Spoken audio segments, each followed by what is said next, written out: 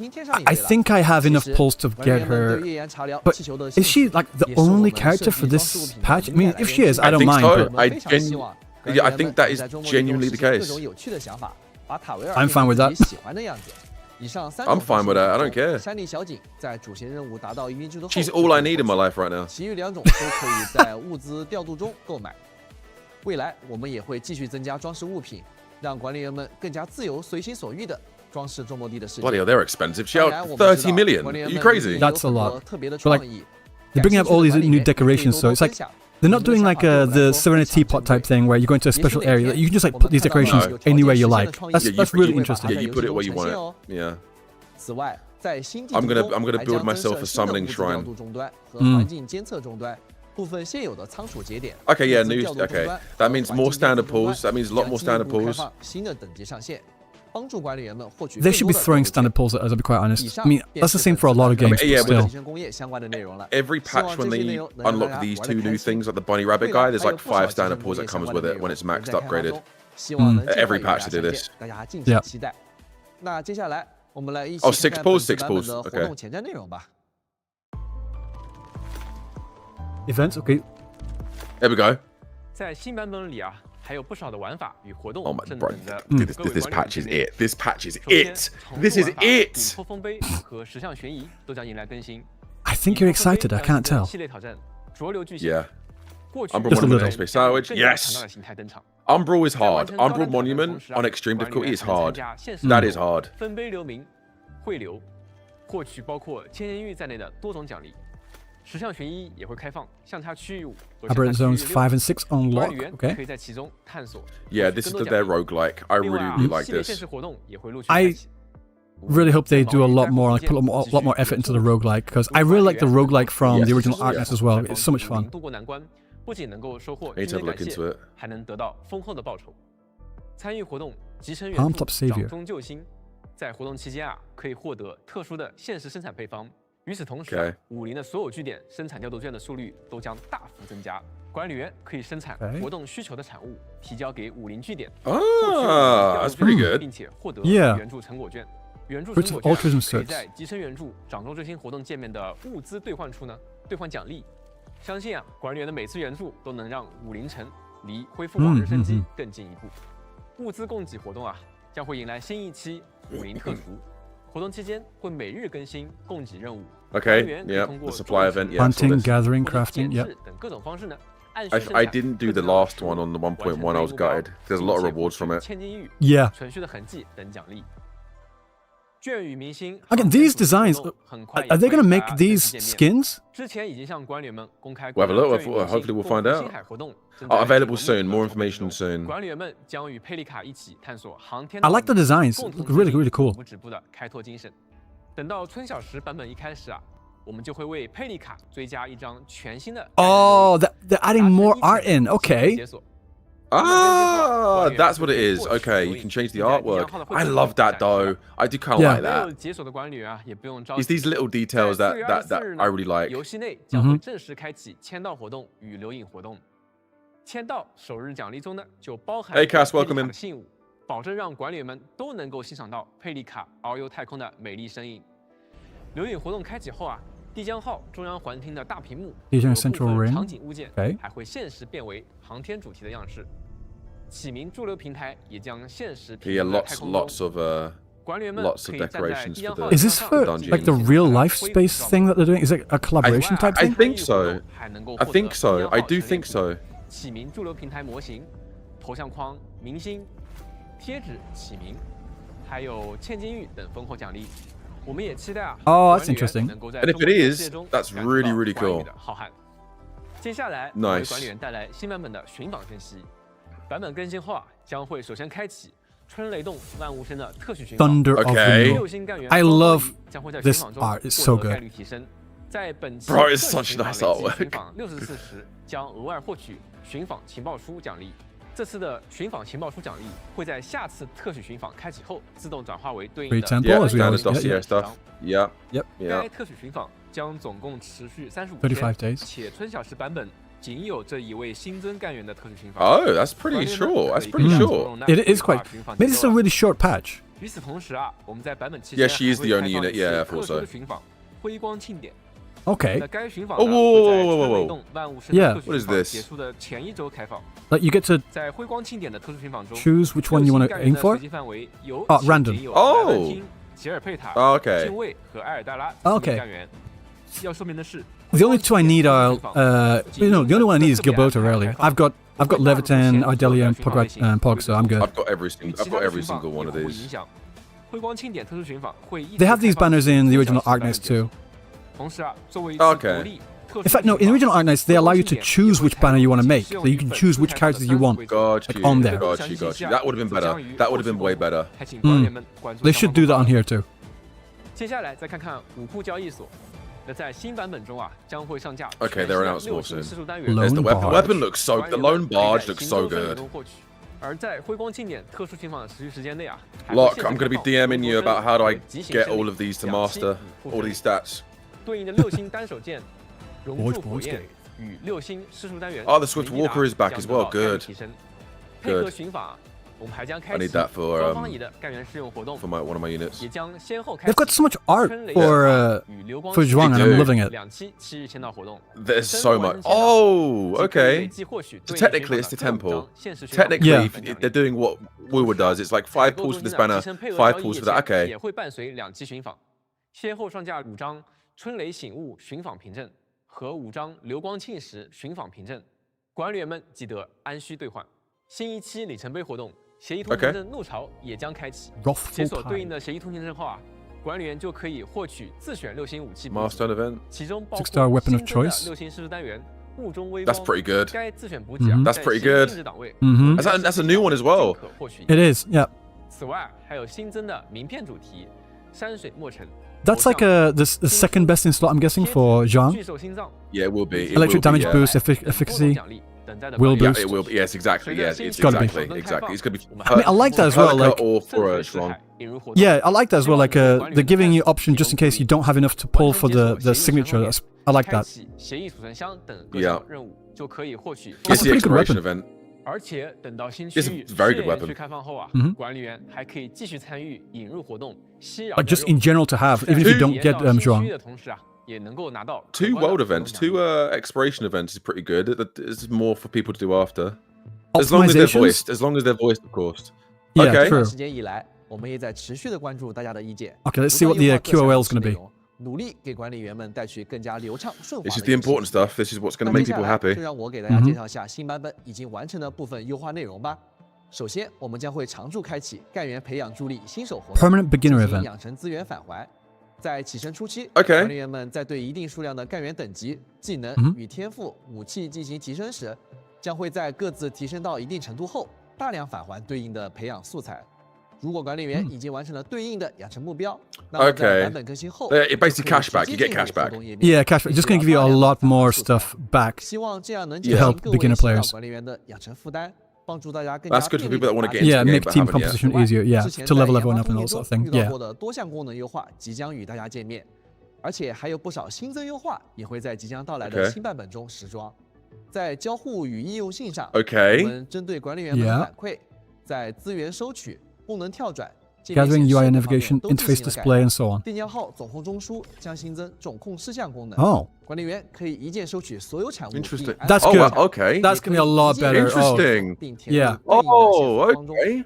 yeah. That's more very clear. similar Much to, cheaper. again, original Arknights. 当资源回收站升至4级以后，管理员就可以在地图界面远程收取资源。 Okay, so you can remotely collect them instead of going. Okay, that's a lot Oh, easier. great. That's so good.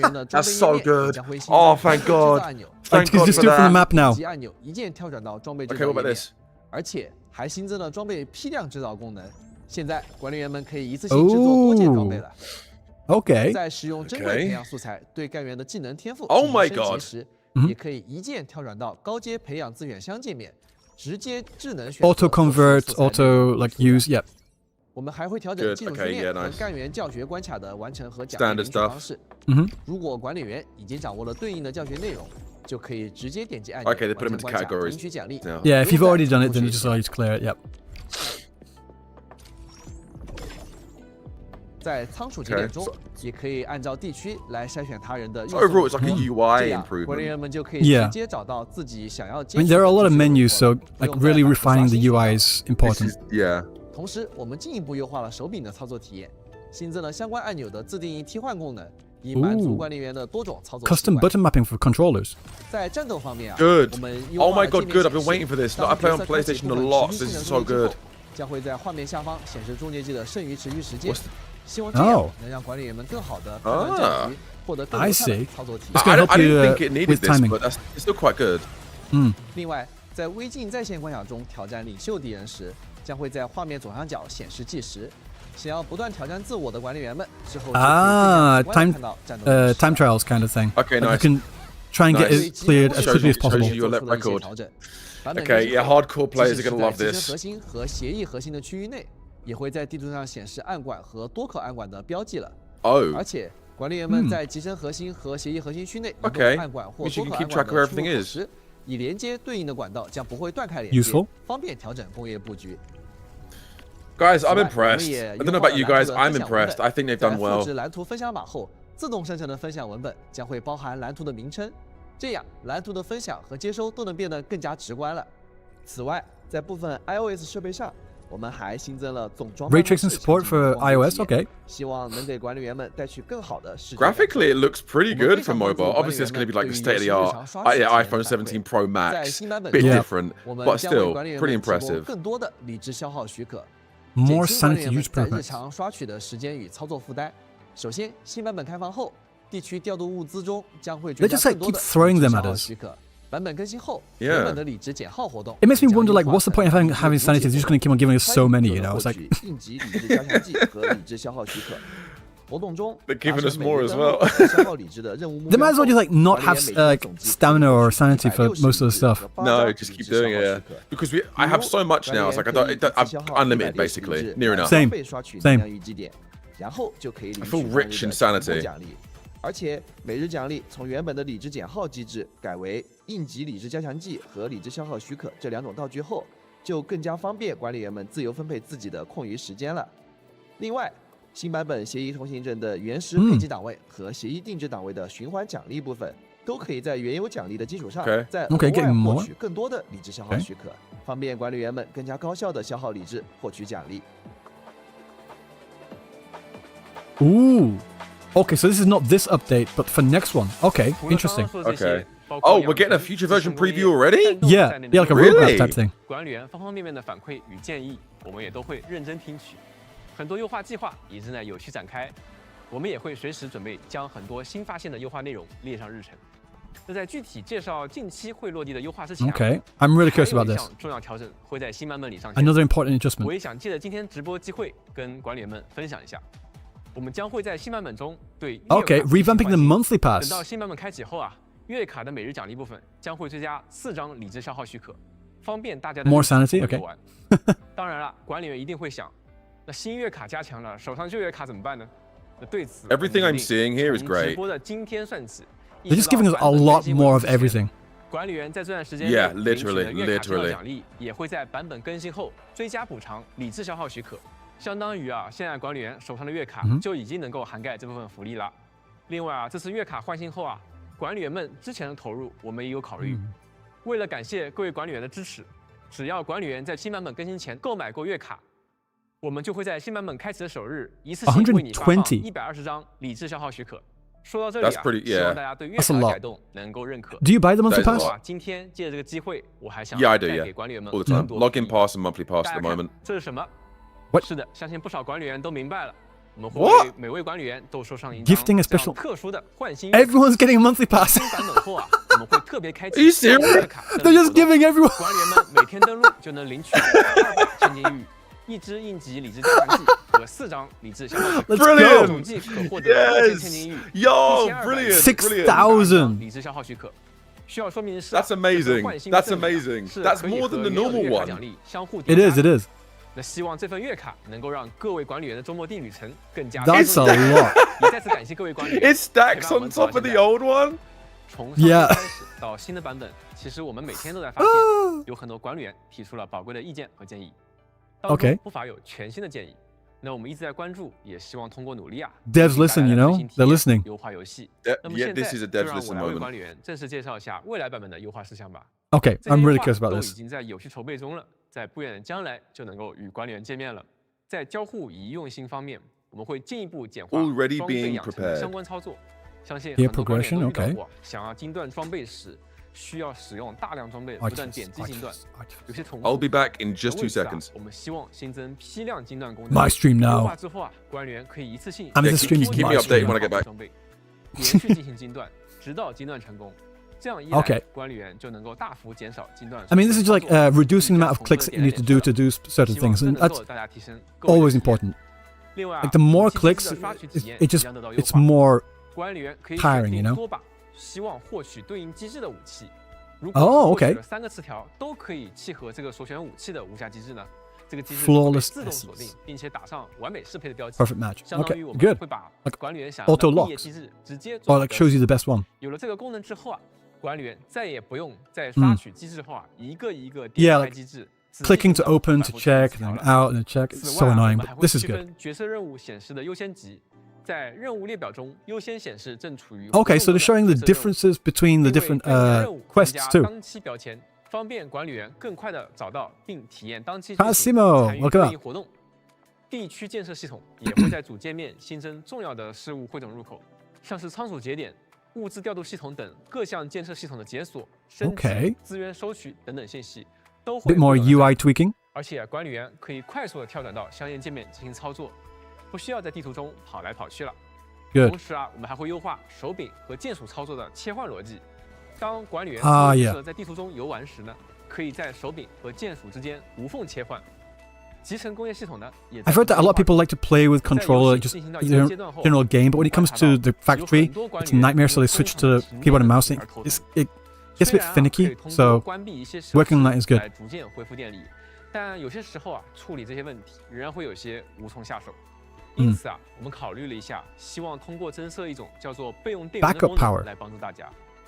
它的效果是，如果某地区的电力啊不甚耗尽，管理员可以选择启用备用电源。 Ah, 进行 yeah, 电 I've had that. 使所有设备都可以在1小 Yeah 段时间内获得无限的电力。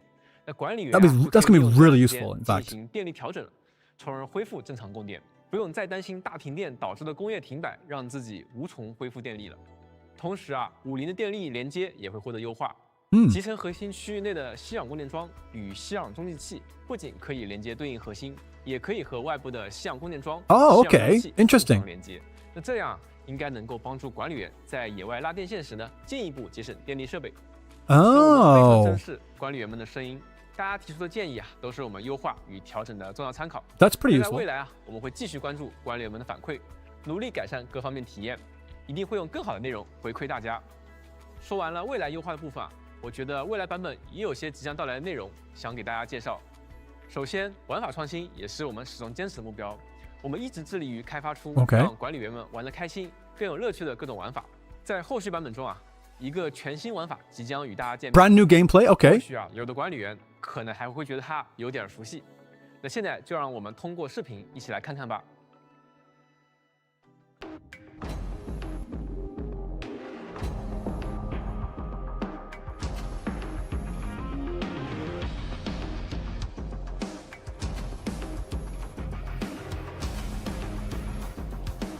The music's cool and the visuals are amazing.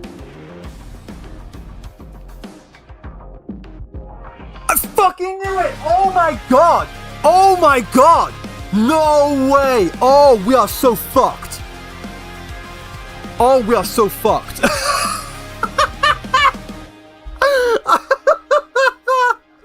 Oh god! 没错。 That's 正如大家所见 crazy. 目 Oh, 的将在未来推出 this is the end game you've been waiting for. This right now, this is the end game. If they can do this as well as they do it in original Arknights, y'all can shut the fuck up about end game. This is for you. 可以只是以活动奖励为目标，也可以多多 Contingency 点选高难 count. 词条 We are 不断 so 冲击上 fucked. 线非常期待看到管理员们在崭新的挑战中大放异彩。 What is this? I never played original Arknights. Basically, you just like stack as many buffs on the enemies, debuffs on yourself to get as high score as you possibly could to clear. It kicks your ass basically. And this like you can also like class this as a PvP type thing as well, because you'll have people say like, oh, I got this. Depending on how many buffs and debuffs you put on, you get like a difficulty score. You say, oh, I cleared it at difficulty 20, difficulty 30, whatever it is, and then that's your way of like PvPing against other doctors and administrators. This is the PvP. This is what everyone's been looking for. This is what everyone's been looking for. I wasn't sure if they was going to bring it. I was like, Contrary wills lie it looked like it, but Their paths diverge. Their truths are not one. Rare is a perfect whole. only when the death of grace is honored. That the calling is not the Can I just get all the music? That's like all the music in this is so cool. A hunter bound by his blood's own curse. The prey he stalks, a kin's shadow. Once beloved, Oh, wait. now lost. Oh, he's got a new skin. Wait, what? A giant cloaked in the interstices of time. Like, he's not in his usual blue. He's in like a black and all draconified. From the forgotten. Who is that?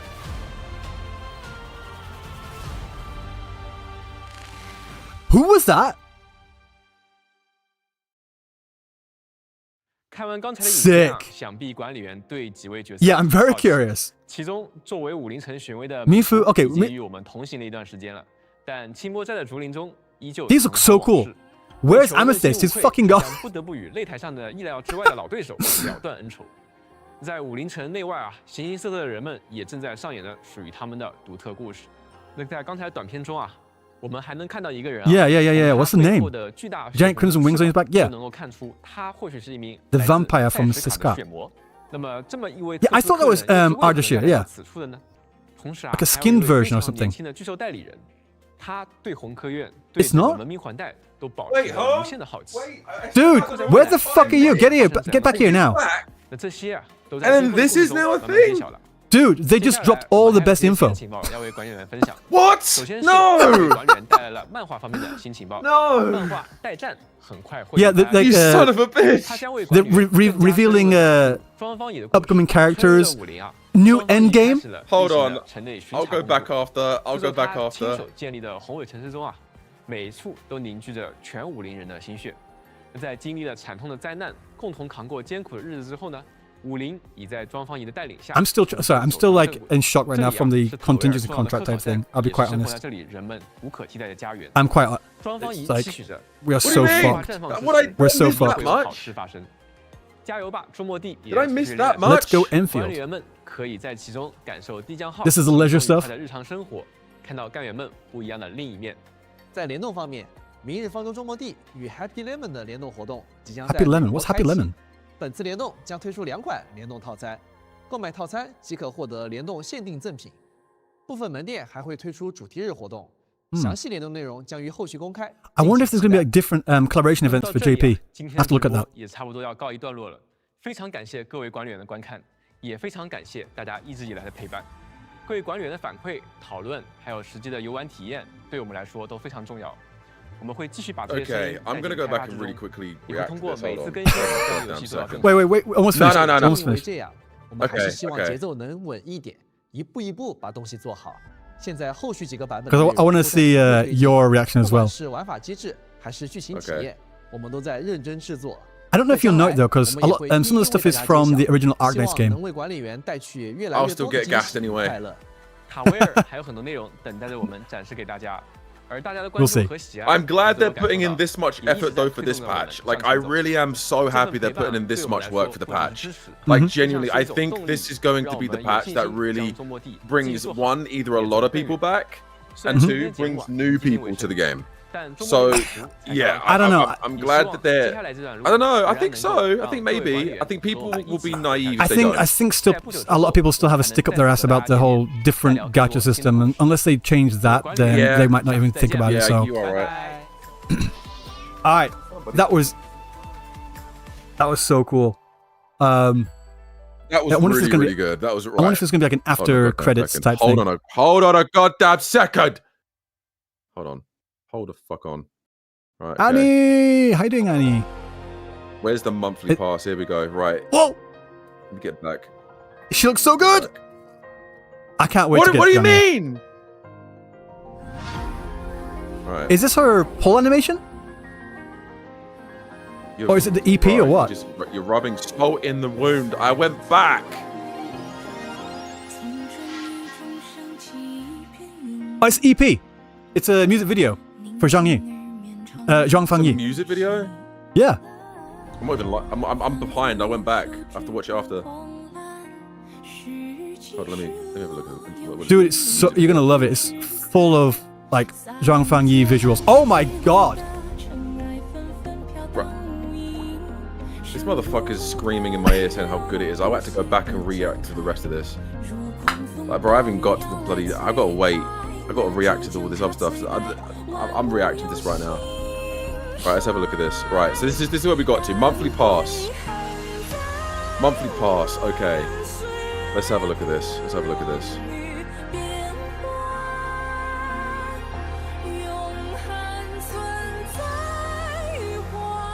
They didn't remake Tang Tang's EP.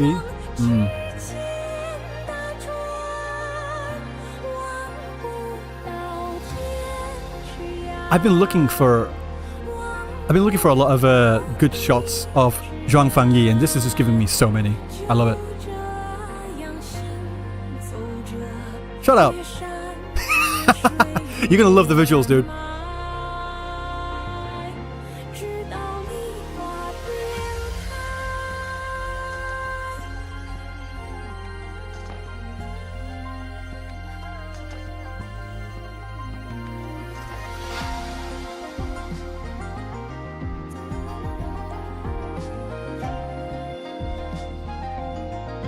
So I just muted myself from Amethyst. I don't want to bug him. Right, Annie, what do you think so far? I'm really happy. Like, there's a lot of stuff. They're just throwing a lot of stuff at us, but not fixing the fact that they expire. Yeah, I mean, to be fair, I get it. It's to keep people logging in and using the stuff and keeping them like interacting with the game.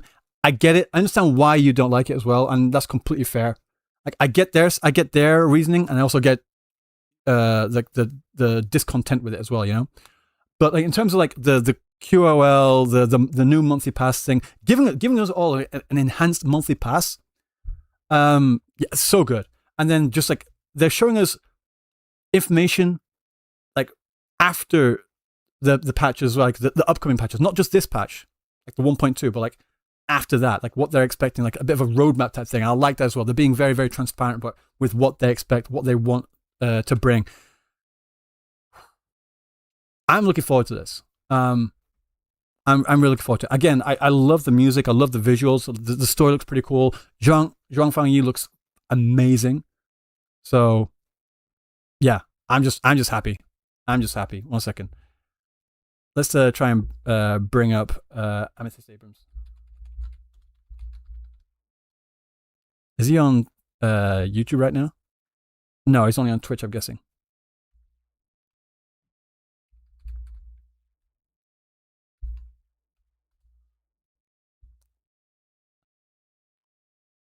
So look. Backup power. Backup power. Okay.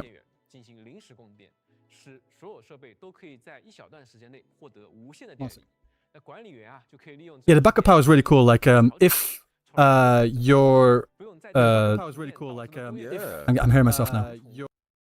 If you're like your generators like die for whatever reason, it's so annoying. Like, try and put all the like originium or whatever in each of them. So like backup, just like gets them up and running so you can get some more. Yeah.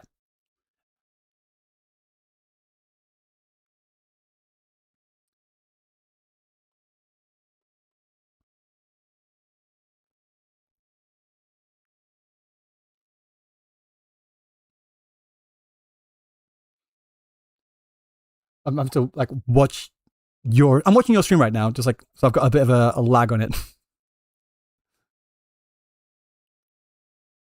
Also can't listen to your audio because I end up hearing my own echo. Okay, I don't know if you're going to know this, but I'm freaking the fuck out right now.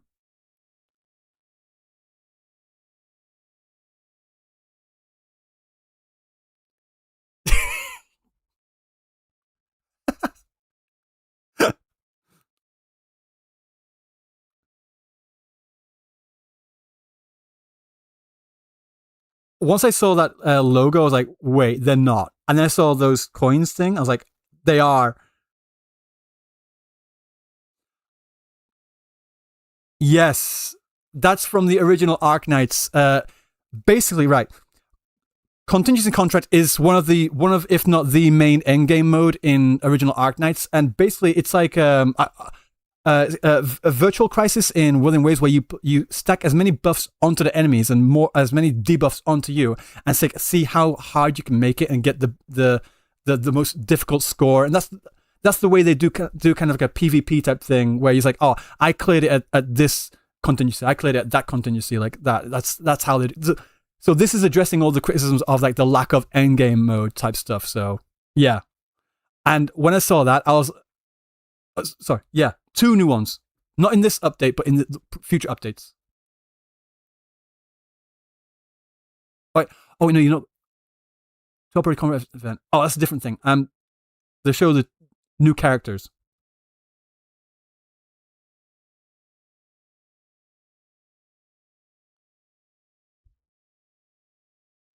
Have I played PGR? I have played PGR, but I never really got fully into it. But I know there's a very, very similar mode in PGR as well. So, yeah.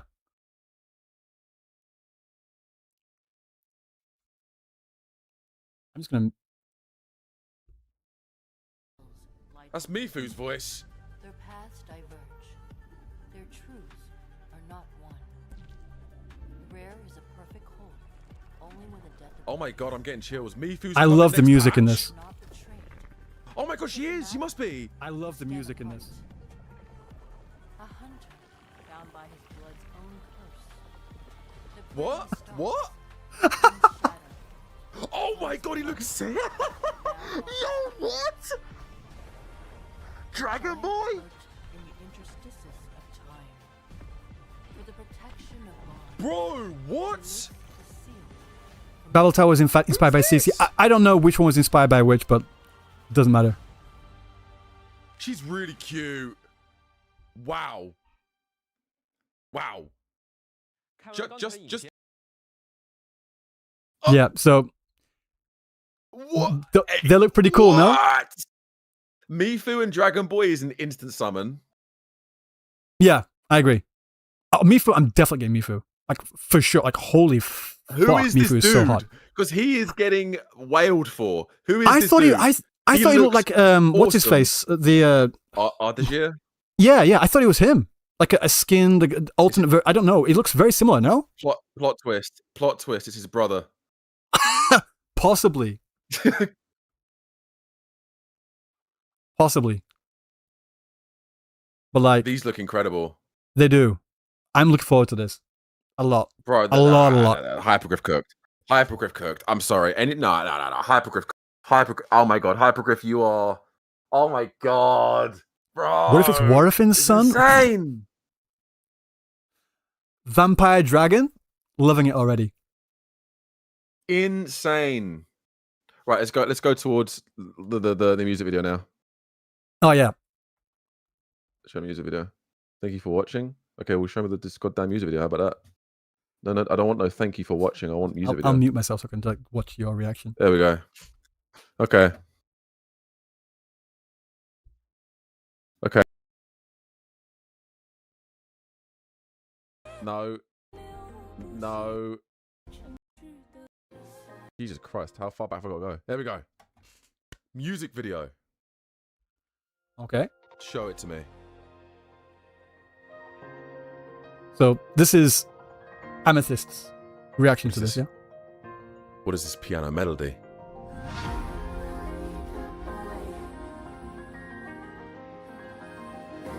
I'm literally... So many Zhuang visuals, man. You're gonna love bro. it. So many Zhuang visuals, man. You're gonna love it. Bro, this is the song I was looking for when the game came out, because this is the song that played when she first entered in a green form.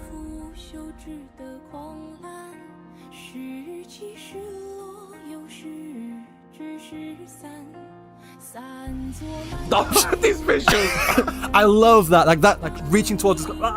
That's so cool. I like that. Bro, I'm waiting for Wuthering Waves live stream. What you mean, gameplay or like the actual live stream? Live stream. I still need to play the recent Ryuuku update.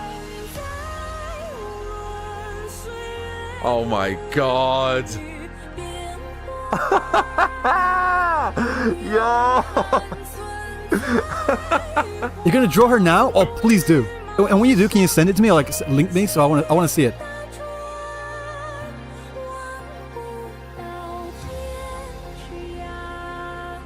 Oh, wow. Wait, no, I realize chat's in the Wow. right. It's like amethysts.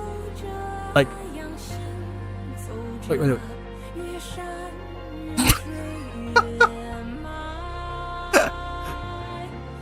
He's speechless. Don't you, there we go.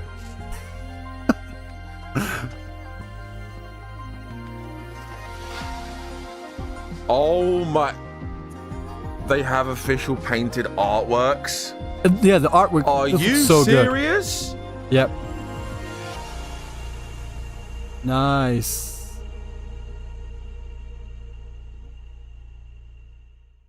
All right, so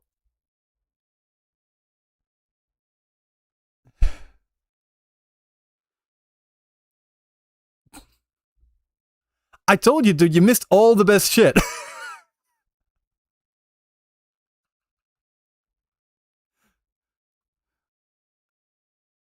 True.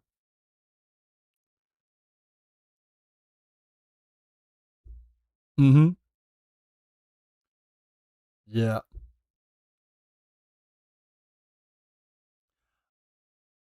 Well, I was just speaking to Annie as well. Annie's a bit disappointed in the fact that the sanity usage thing is still like they expire. I'm like, yeah, I get that, but I also understand why they have that. Cause it's like they want people to like actually log in and use them.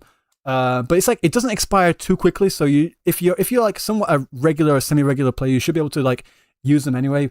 But like I understand people like not being happy with that. But like putting that aside, like having only one character for this patch was surprising. I thought they'd have both Zhuang Fangyi and Mihu or someone else, but still, it's fine for me because that means I'm going to have more pulls for the other ones that they just showed. Yeah.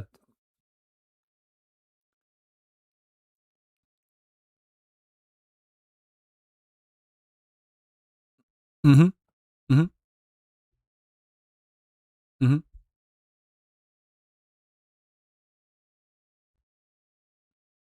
Yeah.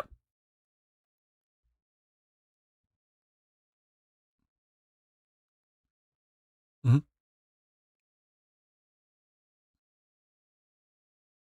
Mm-hmm.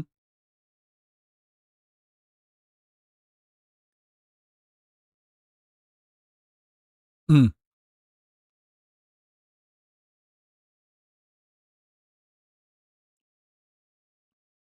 So many.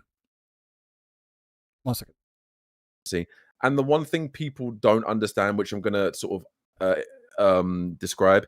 So, if you're wondering why the currency in Arknights Endfield in the chests look like I just 150, realized I 200, had 250, Amethyst it's on all mute. relative. So I do imagine apologize. like You a guys golden just chest listened in to Wua, silence while I was like listening to him. 60 astrite, 70 astrite. That's the equivalent to the 250 chests in Arknights Endfield. It's all relative. It may look different, but it's all relative. It's near enough the same ratio.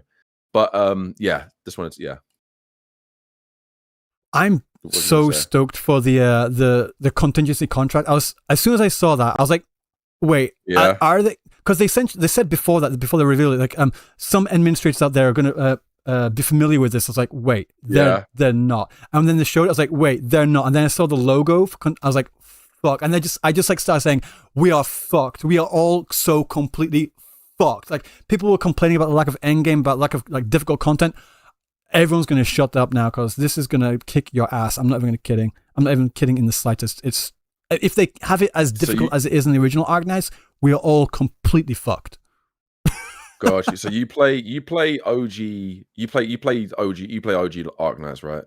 Yeah, I played it. Okay. I'm not a day one player, but I'm like a year one player. I started playing about 3 or 4 months after it launched in Japan. So it's been about 6 years since then, and I've got about 89% of all characters that have ever been released. So I've got quite a few. Right. Or I'm going to quickly hear your reaction because I've got it in the. I want to hear your reaction to me being gone and you seeing the red screen. Hold on, let me have a look at this. Oh, so I'm going to watch you watch me. Interesting. I mean, that screen isn't on. I've got a different editing screen, but like, hold on. I need to have a look at this. Hold on, guys. I need to actually hear how. Why the hell? Never mind. You can't watch it because my editing system said no. Right. Let me quickly have a listen to this. Let's have a look. Oh yeah, you went crazy. you went crazy, bro. Fucked. We are so fucked. I'm gonna deliberately have this part and have Ryuku's reaction in the bottom corner. There we are. Just so when I come back, and then here you go, you missed everything. I'm like, no, you did. Like everything, like the new endgame mode, the new characters, all the stuff that you was like, oh, when are they gonna? Hopefully they're gonna introduce that. Yeah, they did when you were gone. You shut up. You shut up. I think the one thing I'm definitely most looking forward to in this patch, besides the new characters, because obviously everyone's going to say the new character, the story. The story looks incredible. Same. It does. This story looks it looks like a nutcase wrote it. Like it looks like a psycho thought. Let's just have absolute carnage in a story. That's what we got. And I'm here for it. Like Neferith turns into a big dragon. Are you crazy? What the hell? Like she has her own like second dragon form mode, and then the actual full-on dragon like behemoth type thing going on. Like holy, that's just insane. And there's some of the visuals as well. Like something I'm so looking forward to. Some of the visuals. Like, that's one thing I really love about Arknights Endfield. I've said it several times already, but like, the visuals and the vibe and the aesthetic of the world that they're setting up and that they're showing to everyone, I absolutely just completely love all of it. You know, it's just so good. This is exactly what I was hoping for. Like, it's exactly what you was hoping for. Like vibe wise, aesthetic wise, world wise, yeah. I mean, if it's anything like the original Arknights, they are gonna go a lot darker with it. And like, bring it on. Good. Praise the Oh my God, praise the Lord. God forbid we get a gacha game where dark and evil stuff happens. God forbid. God forbid. Oh no, we can't have that character die because people love that character too much. So we'll bring them back next patch. Can't have that. God forbid you kill off a character permanently. Jesus. There's a lot of Jesus. There's a lot of deaths and betrayal and all sorts of stuff that happens in again, OG Arknights. So if that is anything to judge Enfield by, I think you're going to be happy. That's all I'm going to say, really.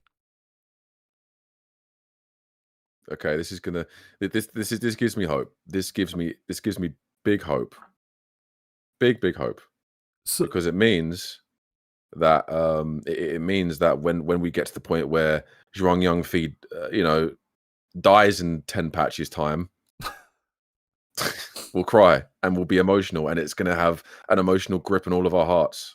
So what were you most impressed by or most interested in? Again, besides story, what were you most impressed by in this live stream? Surprisingly, the factory system.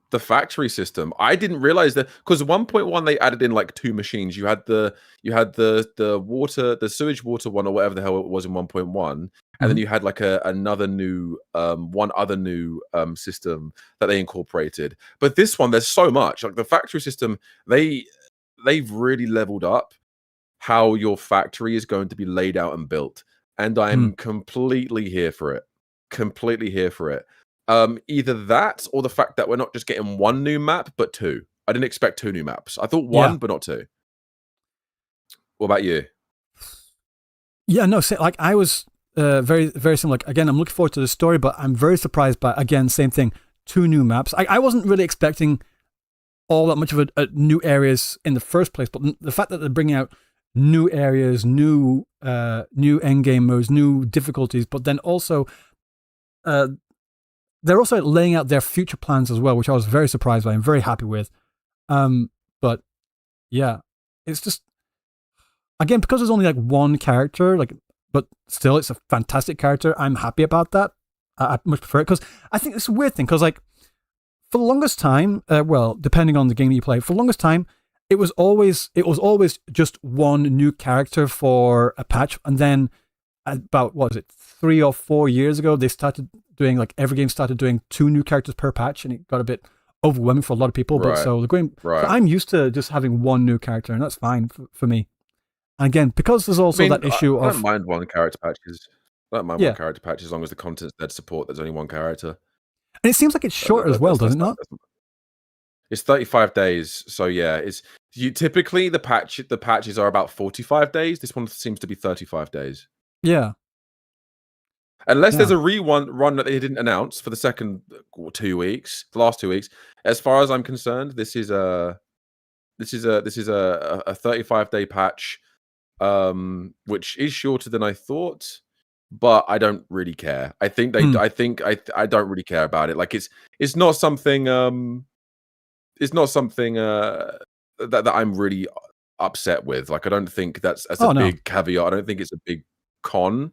I think if people do think it's a con, then that's their own gripe. But I don't think it's a bad thing. We've had other gacha games that have done smaller patches to set up bigger patches later down the road. So we'll see. Yeah.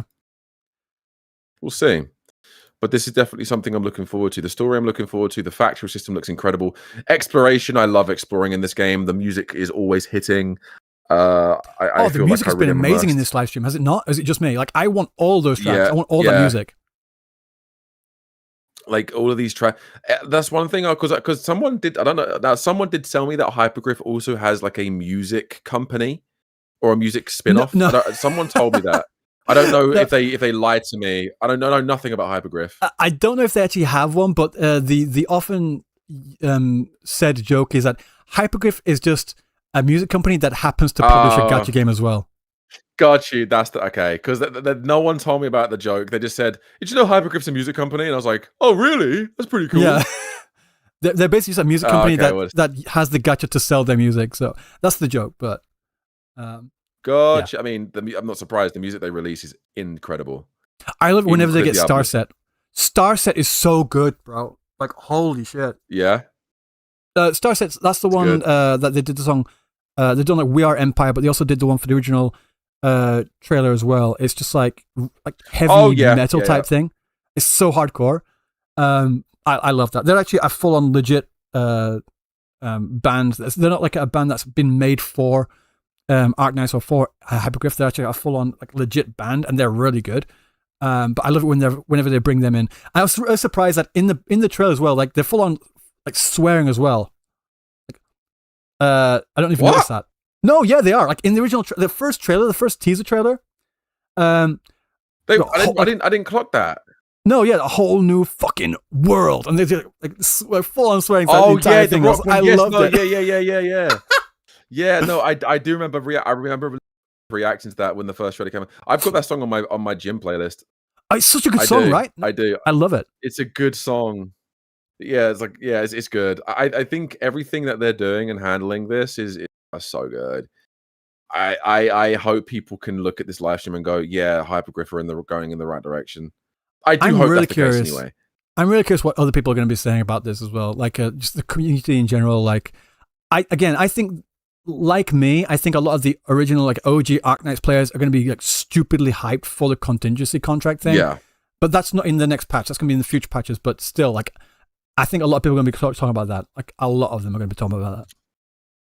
I think so too. I think they're going to be talking about it, especially if they're introducing something like you said, like this new endgame mode that is from OG Arknights. They're gonna be like, Arknights Endfield is saved, or finally, or some acknowledgement to their community. So that'd be good. That'd be really, really good. I think Rin will be happy. I'm interested. Yeah. Yeah, because Rin's is he a been big Arknights? Is he a huge Arknights supporter? I don't think he's played the original Arknights. I know he's playing Arknights Endfield. He was like last time I spoke to him, he was like talking about the lack of end game content. I was like, so like this is going to be it for him. So I think if once he learns what that is, I think he's going to be like pretty excited to find out more about it. That's good. Yeah. That's good. I'm glad. I'm glad. I'm just one thing I was very skeptical on, especially around this patch, is I was worried. I was very, very worried that they were gonna have a good story, because 1.1 story was good. 1.0 story was, even though some people didn't like it, I liked it a lot. I know some people were a little bit skeptical about, 1, the pulling currency, 2, the events, and 3, how they're just going to handle the content going forward after 1.1. And I think they definitely handled it well. We're getting a new Etch Space Salvage rogue like stage. We're getting the new Monument endgame stage. We're getting loads of other events as well. And we got. I'm guessing there's going to be, after we take on the story boss Neferith, we're going to be able to fight Neferith whenever. There's 2 new maps to discover, 2 new world missions, like exploration missions. Missions, yeah. Which again, if they're voiced, which usually they are, could be another really fun thing to do. If you're into the story and into just the world and lore. So I think in terms of content, events, and everything, there's a lot for the casuals, a lot for the more nitty gritty people, and because of how much they're expanding on the factory system, there's a lot of content there to enjoy. So I think they handled this one very well. Yeah, I just had someone asking me in my chat, like, did they improve the gacha system? Like, they never said anything like specifically about the gacha system, but they've changed the monthly pass to give us more, basically more pulls and more sanity as well. So like the fact that they're redoing that in a sense makes me wonder like if they're also going to like tweak the gacha system in the future as well. Because like I mentioned before, I did see an article a few days ago, like last week or so, where it seems like one of the leads on there, one of the devs did say that they're looking at whether they can tweak the gacha system as well. So I don't remember seeing anything that spoke about that in the no, they didn't in the live stream. But they didn't talk about anything specifically about the gacha system, but they in the interview they did say they're looking to improve it or see if there's any improvements to be made. So in the future, don't be surprised if in 1.3 we're going to get announcement of them doing that. You know, so if that's something that you're a little bit skeptical and worried about, they've acknowledged it. They hear what the people have said. They're going to look into to improving it. Whether it's every patch they give away more pulls, or whether they carry the guaranteed pity over, which I don't think they'll do. I think that would actually piss off a lot of people. Not because the guarantee's being carried over, but because but it's people that have summoned on the units before are going to feel robbed. That's and you can't alter a gacha system too much. You're not allowed to do that. You can't it's like you can't do that. There's laws and regulations. Like I know you can't do that because it's you can't. It's just you can't. Good. You can't change the specs of a character after the fact, because then goes into laws. That's it. Yeah. When it comes to the actual gacha systems themselves, as far as I'm aware, you can change that. You can change the currency, how much the packs cost, and how the gacha system works. You can do that, but you just can't change the specifications of the characters you pull after you pull them. Right, got you. So that's the difference. So that's my understanding of it anyway. So they definitely could change the gacha, but yeah. I don't think they should change it, because I think what they've got a lot of very good things. Like the 60 pull dossier is good, the 30 pull free pull is good. The only change I would make is have the 30th pull that's free go towards pity. That would solve a lot of problems. Just that one little change of your 30th pull, that's your free temple that they give you that doesn't go to pity. Make that temple go to pity. That would go a long way. It gives people one step closer to getting the 6-star character 50/50, and it gives them one step closer to the 120 guarantee if you have to go to the 120 guarantee. And the only thing I would do, as well as that, is give a lot more pulls, pull currency, and a lot more ways to get the limited currency every patch through events or through exploration, and it will balance itself out. It will balance itself out. If you give more pull currency to grind for without putting money in the game, and if you make that 30th pull free, that will balance a hell of a lot of things out, and people will be exceptionally happy, other than the people that just have a massive hate boner for the game. Genuinely. You don't need to make the guarantee pity carry over, though it would be the best thing ever to do that. That's best case. I don't think that they will ever plan to do that, because I think that basically takes away the whole point of it going to 120 for a guarantee. I don't think they'll do that. I just don't think they'll do that. We'll see. So I'm actually not too sure. Yeah, I genuinely, I think that's asking a lot, personally. It's interesting. Yeah, I think Still- they can improve it in many ways, but not that maybe. I'm looking forward to it though. I'm really excited for this game. I mean, I think you can tell. I can tell you are as well. There's a lot of people that are like hating on it, but I love it. Bro, like the game's so good. Amethyst, I'm getting called by Gacha Smack right now. Do you want me to try and get you in this call as well? Like I said, Yeah, go for it, man. Yeah, I'd appreciate that. I'd appreciate that a lot if you could. I'll jump in here. I'll try and get you in there as well. Yeah. Yeah, if he just wants to talk to you, then that's fine. But I'd appreciate if I could chime in on the conversation. I'll try and jump you in. Right. Thank you, bro. Talk to you soon, man. In a bit, bro. In a bit.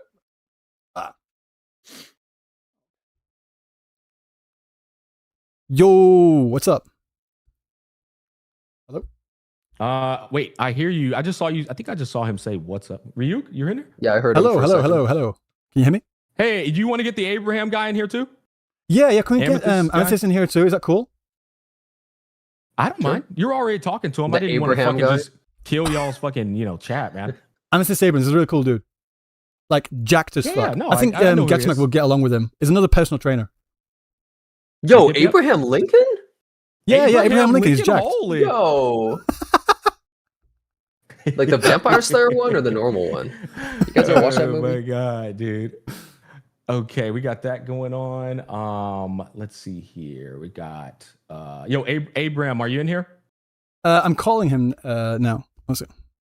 Oh, it's okay. It's okay. I'm trying to set up this fucking grid view. Yeah, I'm trying to do the grid view thingy. Oh, we doing video or what's going on? I mean, I just wanted to talk with you guys, to be honest. I mean, I can turn it into a video, but I just wanted to see what the fuck y'all were feeling. I'm pretty hyped about it, guys. I'm not quite sure. Jenna's. Oh, you're right there. Jenna, did you play the original Arknights? Are you like a long-time player, or are you familiar with it? I have never played it, but I know about Contingency Contract. Oh yeah, as soon as I saw that, I was freaking the fuck out. Low volume. I'm not even kidding. I got you. Hello, everyone. Hello. Yo, I'm Amethyst. How are you? Yo. What's up, buddy? How's everyone doing? Everyone doing good? Yes, sir. Give me one second. I'm about to full screen here. Pull you guys. I'm trying to calibrate y'all's little audio so I can y'all's volumes low. All right, let's do right here. Abram, can you speak up real quick? Is this better? Is this better volume for you? Oh, that's definitely good. Perfect. Ryuk, can you speak up real quick? Hello, testing 1 2 3 1 2 3. All right, you're good to go too. And then Jenna's the last person. Jenna? Hey, what's up? Can you hear me fine? Yeah. We're all good. Yeah, so I literally just wanted to talk to you guys about what y'all are feeling. Obviously, we're all fresh off the live stream. I just feel like this was a good opportunity to get y'all sentiments on it in terms of what you thought of it overall. I'll start off with me. I personally thought it was like an 8 out of 10 live stream. I feel like they've been addressing pretty much all the things of the foundations of what Endfield currently is in that stream and expanding on them patch by patch. But I do think the only real negative that stood out to me is the obscurity of how many ore barrels you get per patch. That's pretty much it. It's like, what the fuck are we getting per patch? There should be a sheet, kind of similar to Wuwa, where we could be able to go down it and see how much each event is giving in terms of ore barrels. That way people can plan how much their total pool currency is and weigh that against whether they want to get the Dragon Girl or the future 3 limited characters. But one thing I liked a lot was that they revealed the 3 characters that are coming before the Dragon Lady's banner even dropped. I thought that was like an L move in terms of profit being made on their behalf. But it's like it gives people plenty of time to save for the consumer on the person they actually want to pull for. But yeah, just not without talking y'all's ears off. What did y'all think? Jenna, you can go first. Yeah, wait, let me go next. This is perfect because I'll offset it. I didn't find the stream super interesting. Now, they spent a bunch of time, you talk the usual streams, right? You talk about the story, you talk about the character's skill set. I think the new character looks awesome. I think she looks really cool. The new area looks really nice as well. I still have a bit of a gripe with the fact that we're in Wuling because I think Wuling's beautiful, right? Great looking area. Yeah. But the one issue I have is this is the 15th China area I've been in. At least it's the best one. But damn, the second area is always China. It always is. Just like ARPGs, the second area is always a desert. The second area is always China. But I love the perspective. The area looks really nice. but at the same time, I was like looking at the events and stuff too, and I was like, oh, space exploration photo event. And then they have the guide event, which is play the new content, idiot. That's basically what the event means. It's like, duh, play the new place. Yeah. And so I wasn't really super into most of that stuff. And I think the most interesting things were at the end of the trailer when they showed off, you know, the upcoming new characters and they showed off contingency contract. I was like, oh, this stuff is actually all great. Like, I wish they showed this stuff off sooner. It would have made the whole presentation so much more exciting earlier. I feel like they were mostly going with sort of less interesting things for a lot of it. So it was just like, okay, I guess they were almost at the end. And then they showed off all the really good things at the very end, I felt. And they also said, hey guys, we're looking at future updates. I was like, oh, yo, future updates. And they started talking about the monthly pass. I was like, oh my God, bro, what the hell is this? Like, they like debated us for a second there. I was like, what in the world is this, bro? The monthly pass? But then they actually started talking about future versions. But overall, I didn't find the patch super exciting. And the reason why I think this is a critical patch is I feel like a lot of people who have played the game since launch are thinking like, should I keep playing the game? I've seen a lot of people mentioning this. And so I think for a lot out of people, they didn't find this interesting enough. Sorry for yapping so much. So Jenna, what you're saying is 7 out of 10. Is that it?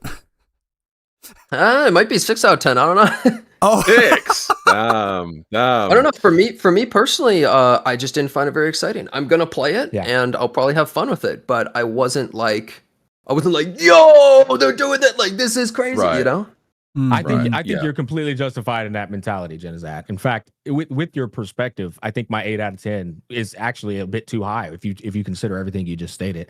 Me personally, when I graded an 8 out of 10, I'm ruining the community. No, man. Listen, man. I love discussion, especially when somebody has a different perspective. The thing with me that makes me graded an 8 out of 10 is I just take into account the things I'm already expecting. Right? I was already expecting them to expand the AIC factory system. I was already expecting this to be the story. Say it again. With all the piss now we can deal with piss all over in our factory. The acid piss. Like, maybe Reptile will pop out as a fucking collab character, bro. I don't know. Spider-Man collab? But it's like, seriously.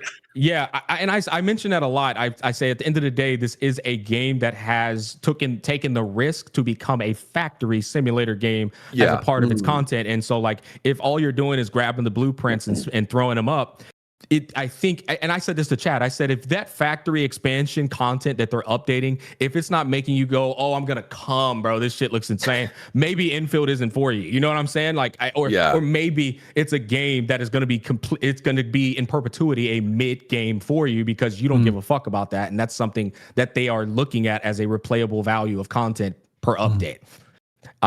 So like, looking at what they're doing there, I think it's going to be a huge learning curve again. And people who don't like it, they're not going to deal with it. They're going to do the blueprints. They're going to fuck off. And then they're going to play through that story update. And if they don't like the story, well, now we've got 2 variables of Arknights Endfield that you're not really rocking with, right? And so here we are for the average player that's just going, I don't like the story. I don't like the factory system. And the combat for the end game still isn't quite there yet. I got to rate another patch. Maybe it's time for me to exit out. From my point of view, I'm enjoying it from a very casual standpoint. And so I'm grading it from a very casual standpoint, you know? And so that's why I said I have an 8 out of 10 for it. But I mean, Jenna, if you want me to be honest, in terms of like comparing it to all games, not just gacha games, I agree with the 6 out of 10. I do. I completely agree. Yeah, you're kind of going with the scaling of like, you know how people would say like, this is a 9 out of 10 for a gacha game. People always do that, right? Right. So I guess you're going with that. Okay. Yeah. Well, the reason I do that is because, and I think this is an interesting conversation to invite the other two into this conversation. The reason I do it is because I feel like like the gacha space at its core has changed drastically. There's 17 gacha games coming out every single month, and I think the devs have taken into account that they can't, no matter how hard they cook with a patch update, the consumer can only last for 2 to 3 days, and then they're fucking off of their game and playing something else. And so I think they're now making these patches with that in mind. They're making the patch with, I don't need you playing my game for 3 weeks. I need you playing it for 2 to 3 days because I know you're going to fuck off anyway. And I think most consumers don't take this into account today. It's like, bro, if they gave you the content you think you wanted, you'd still go play something else because there's just that many games to play. At least that's my point of view. I'm not saying it's fact. I agree. I mean, I think it's your cue, guys. No, we spoke about that last time, back last year in TGS or in Tokyo. Like there's so many gacha games coming out. Like we've also got like NT coming out soon, Azure Familia, Ananta, all these other ones, like Honor of King's World, all sort of thing. All these games coming out now, and things. Even though Honor of King's World isn't a gacha game for one, I think it's just got gacha on the skins, if I remember correctly. But I'm not too sure about that. I think you'd know more about it than I would. But even still, like there's all these games coming out, and there's all the games that are already out as it is, like Genshin, HSR, ZZZ, Wuthering Waves, all the other original Arknights, all these other games. And it's coming to a point where like the market is getting so saturated that it's coming to a point where the bubble is kind of having to burst. Like before, it was like there was a gacha community, and now because there's so many, that gacha community is going to have to like burst and split and splinter into all these different ones. And each game having its own. I'm sure there's going to be overlap between the players in there, but there's going to be like a split, and then with that split, the revenue for each of those games is going to plummet as well, and then it's going to have a lot of other different effects. But you're right, and like the time as well, like a lot of people do want to play several gacha games, but like if they're treating it in such a sense of like where they would like you to play several hours at a time, people are going to get burnt out so easy because they just don't have the time as it is. Like I'm currently doing about 7 accounts worth of gacha dailies at the moment, like 2 Wuthering Waves accounts, OG Arknights Endfield, Path to Nowhere, FGO, and what's the other one? I'm missing one. I'm blanking. But like that's less than what I was doing before. No, I can't remember. But I'm playing so many. Bro, I'm telling you, drop FGO, drop the second Wua account.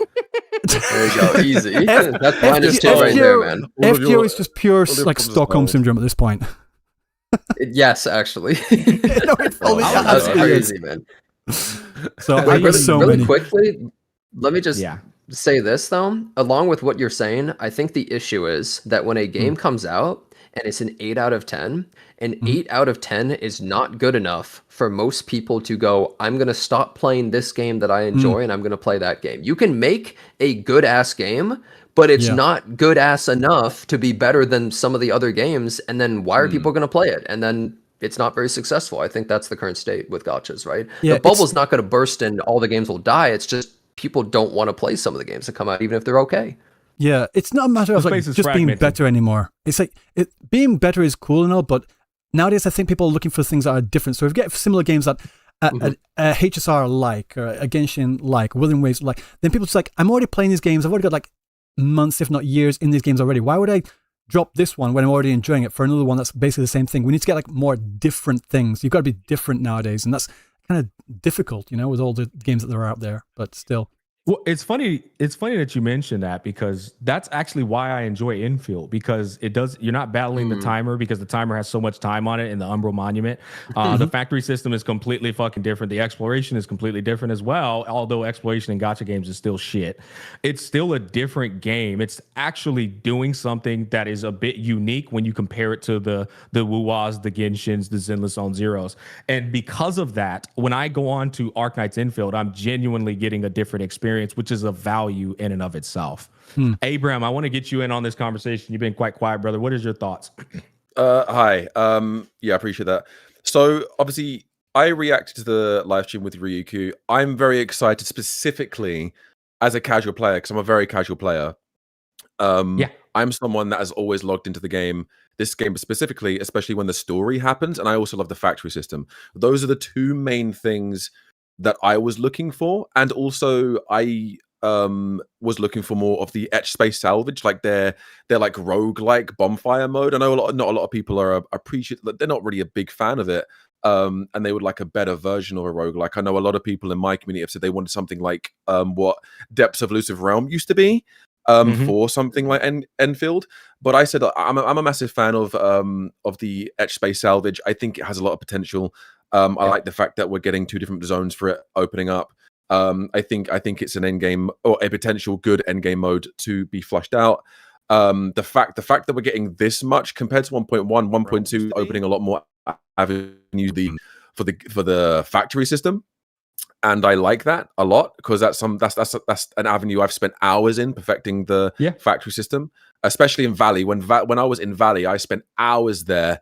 I could spend a bit more in my Wuling, but I still enjoy it. But the story specifically, I am a huge fan of the story. I think the story, for me personally, has been enjoyable for the most part. other than a few outline moments where I was maybe thinking it's a little bit too slow, needs to pick up a little bit. But in terms of Wu Ling specifically, I'm loving every aspect of this arc.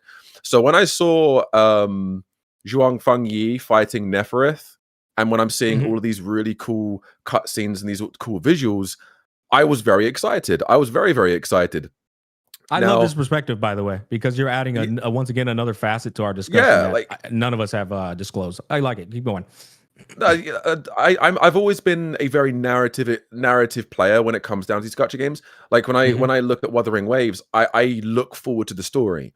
Whether people say the story's dog shit, story's good, peak cinema, or whatever, I always get my own experience out of the stories. Now, my opinions on the stories may not align with other people's experience, but coming from a casual player playing these gacha games, I have a really good time experiencing it and experiencing my own emotions playing it. So when I saw the trailer, the first actual version trailer for 1.2, and I see all of these crazy events going on with Ardajir, Nefereth, Fengyi, Zhuang Fengyi, and all these other mysterious characters, then yeah, it got me very excited. That for me personally was something that they led into first and got me excited for the live stream. And that's just me. That's the main thing that I'm excited for, followed by the factory system and a couple of the end game modes that I'll play as well.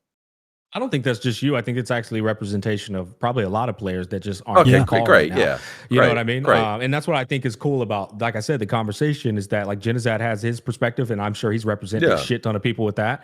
I have mine. And if you disagree with me, you're just wrong. And I think it's what's wrong with you, idiot? This conversation is the very definition of just how nuanced it is in terms of a consumer's consumption with a game, bro. It's like it's that simple, you know. But in terms of this new in-game mode that's supposed to be coming in 1.3, what did you guys think about that? I know Ryuuku wants to talk about this. He's loving this. What, the contingency contract? Yeah. Yes. Yeah. I mean, I've heard it's Dark Souls difficult, but since a gacha games player said it, I didn't really grade it as that serious. Infinitely harder than Enfield will ever be. Yeah. Okay, gotcha. Well, it depends. Well, they can always like tune that up in the future. We will see.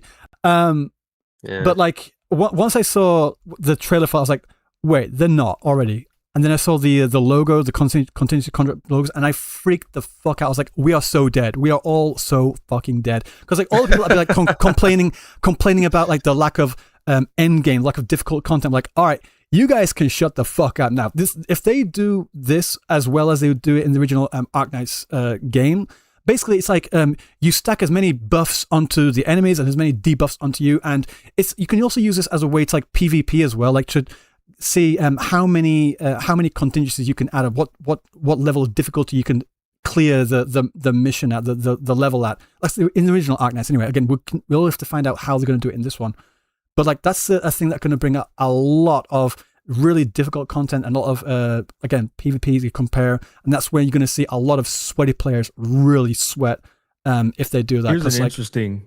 Yeah, go for it. I was going to say, here's an interesting talking point is somebody told me you got 0 rewards for that mode in Arknights, original Arknights. And my take on that was, I was like, I don't mind that, because there should be a mode in the game where you're not playing it for rewards, you're playing it purely for mastery, art of mastery.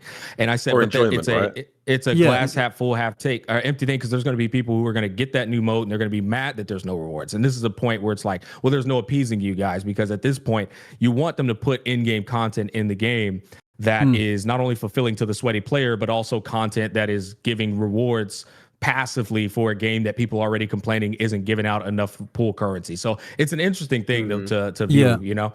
I think a lot of people that really go heavy, I'm just going to say, a lot of people that really go heavy into contingency content don't do it for the rewards. And also I agree as well, like putting a lot of the rewards, like you have to clear the most difficult content to get this certain, that's annoying as well. But this is something that players can really test their skills at. I mean, if it's anything like the original Arknights, the way they could solve that, I think in the original contingency contract, I've been playing for years, so I can't remember, maybe at one point, but like in the very easy, like very beginner, like tiers or levels of contingency, you can get like some rewards, but like for everything after that, it's just like purely for the sake of sweat, Just really, pure prestige, you know? prestige. So there's that. So Jenna, sorry, you can go. Oh, I was going to say I'm very skeptical, not in terms of it not being good, but in terms of I don't expect difficulty in open world gacha games. I believe that it has basically been hammered into everyone's head that they are easy. And here's an example is I saw a lot of people complaining about the recent Umbral Monument, saying it's too hard or something. Really? Or it's so frustrating. saw Yeah, I that. thought it was the easiest shit ever. I soloed it with Tong Tong. Just her, no team. It's so easy, and I saw people bitching about it. And so, if Fake the player gamers. base is going to have these kind of people, imagine they had contingency contract, they might off themselves. Like, gonna have to put a suicide hotline in the game, bro. So, like, I'm hoping that it will actually be fun and difficult, and I hope it's not artificial difficulty because our original Arknights has multiple things of really difficult content that people get so stuck on they watch tons of guides and stuff to learn how to even beat them, like, because it's so difficult. But I don't expect that in this game, but I would love to be surprised. If you are surprised, that'll be a great treat for you as well, right? Because you're I would looking love for that, yeah. something. Yeah. So maybe Absolutely. if they treat it not as difficult based on the information that I know Yeah. of the original Arknights, but even if it adds a level of difficulty where it's like, okay, I'm actually enjoying myself because I'm being challenged, then that's a bonus for you. Jenna, I think me and you have talked about this before, but I love the fact that if they do that, they just filter. They are filtering out everybody and keeping the people who are okay with it. I think the gacha space needs more of that. I do. I think they need to stop doing this whole cater to everybody thing. And if Infield were to continue being based, then all the people who need to be filtered will be filtered, and Infield will then have its own identity and own core audience.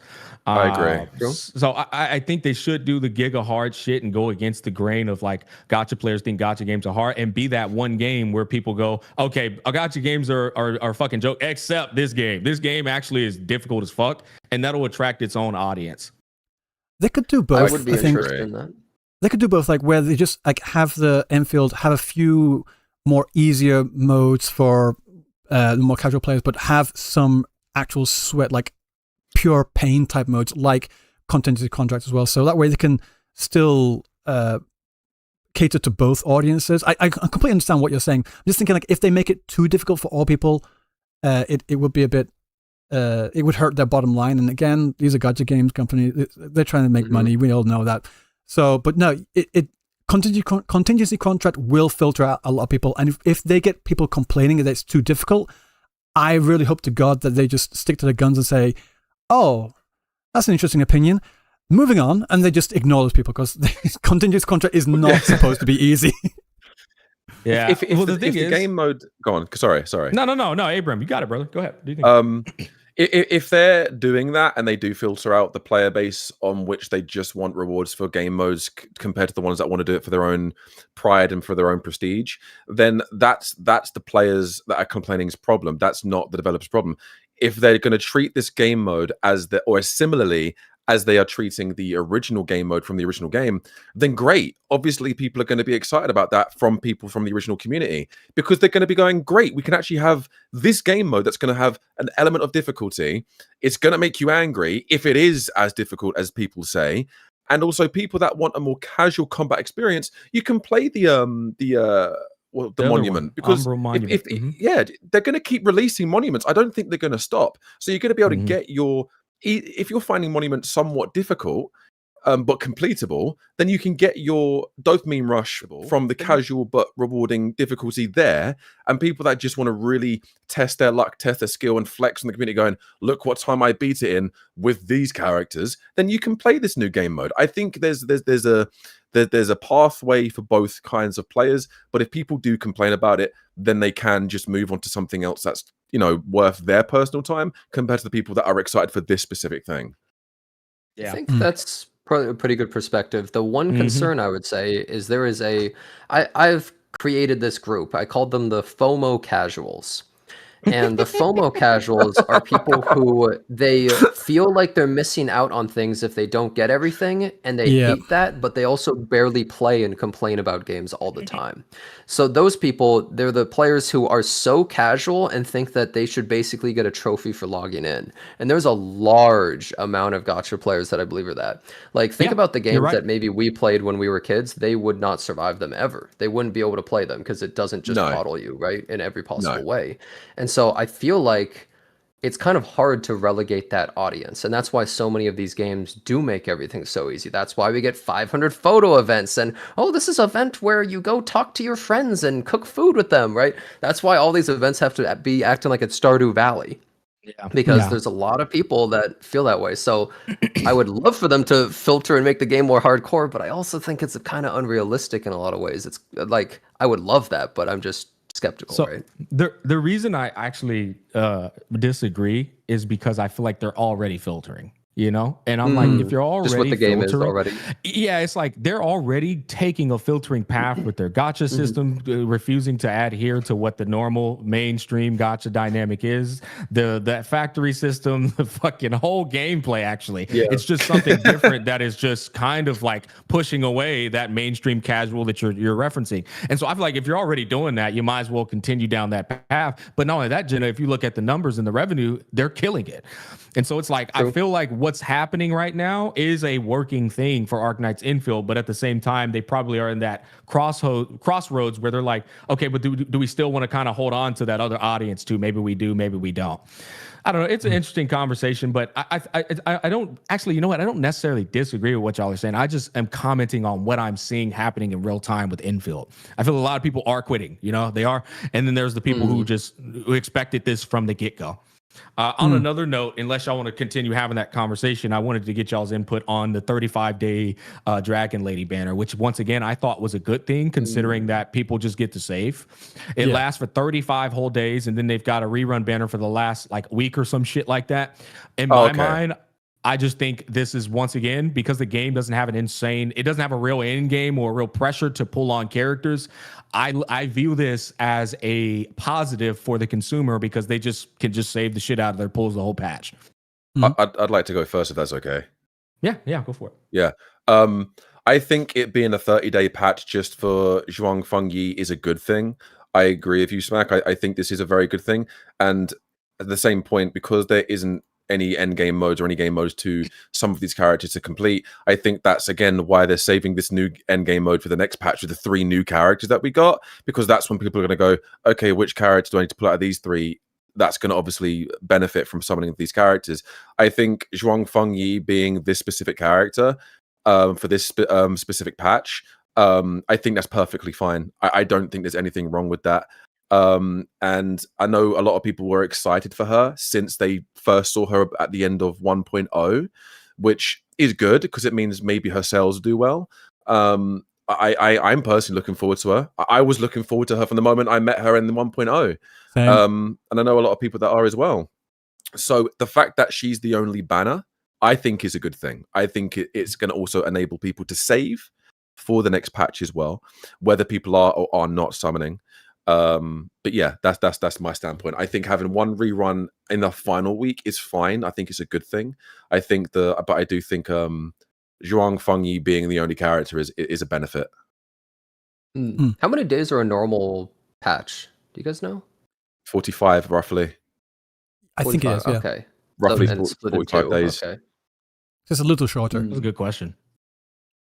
It's like, well, I was going to say, what were you guys I agree thinking? with as well. I agree as well with Amethyst, because like it's just one banner, so we're gonna get all the login pulls for that banner and for that patch, all the exploration stuff. You can just like farm a lot of well, we assume as much. So there's so many chests in the open world. Get all the pulls, and you can theoretically, hopefully, pull for Zhuang Fengyi, and then when it comes to the patch after that, we're gonna get the next patches.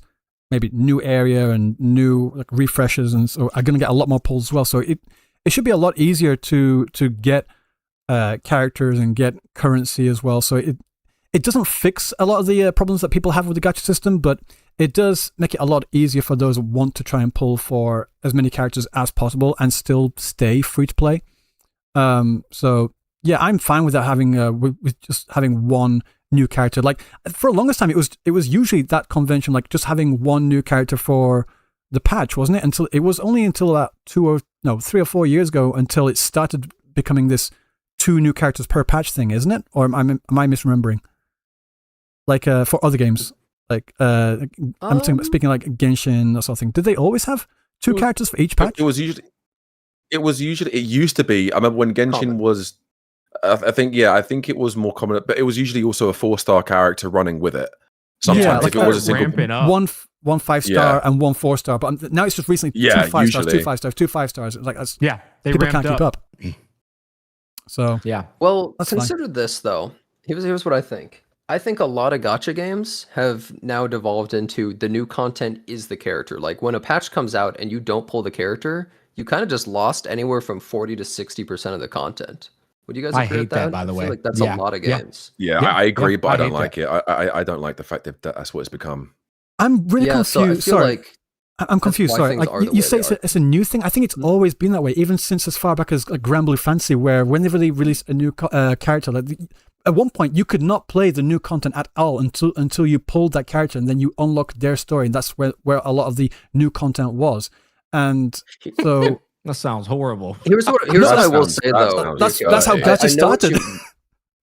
I know what you mean, but here's the difference. I would say from a lot of older games, there's always something to do. Like I don't even play Grand Blue Fantasy actively, but like you can always be playing and doing things in Grand Blue Fantasy, or like, I mean, Fate Grand Order. I don't like the game, but I guess you technically can always be farming or upgrading your characters or doing things in there, right?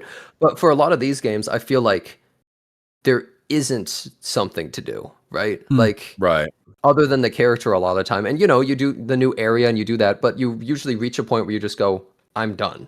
Like I just did basically everything, and there's not really anything else. Like there's 2 styles of gacha games, I feel like. There's the ones where the events are just like you insta-clear them. Like if you know the game Star Savior that came out recently, it's like you basically press a button, you sweep, that's the event, you're done, right? And it's about playing the core game. And then there's the games where it's about the events, which I would say, games like Enfield, Wuthering Waves, Genshin, that style where it's like people log in and they do the events. That's a big part of the content, right? So I feel like the characters are in that same vein, That's kind of my feeling. No, for sure. And I think once again, it comes back to that same thing of the live service dynamic is not sustainable of replay value.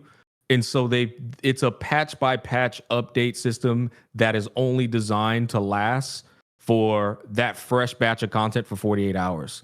It's like anything after that, I feel is a fool's errand. And I think the devs have recognized that as well.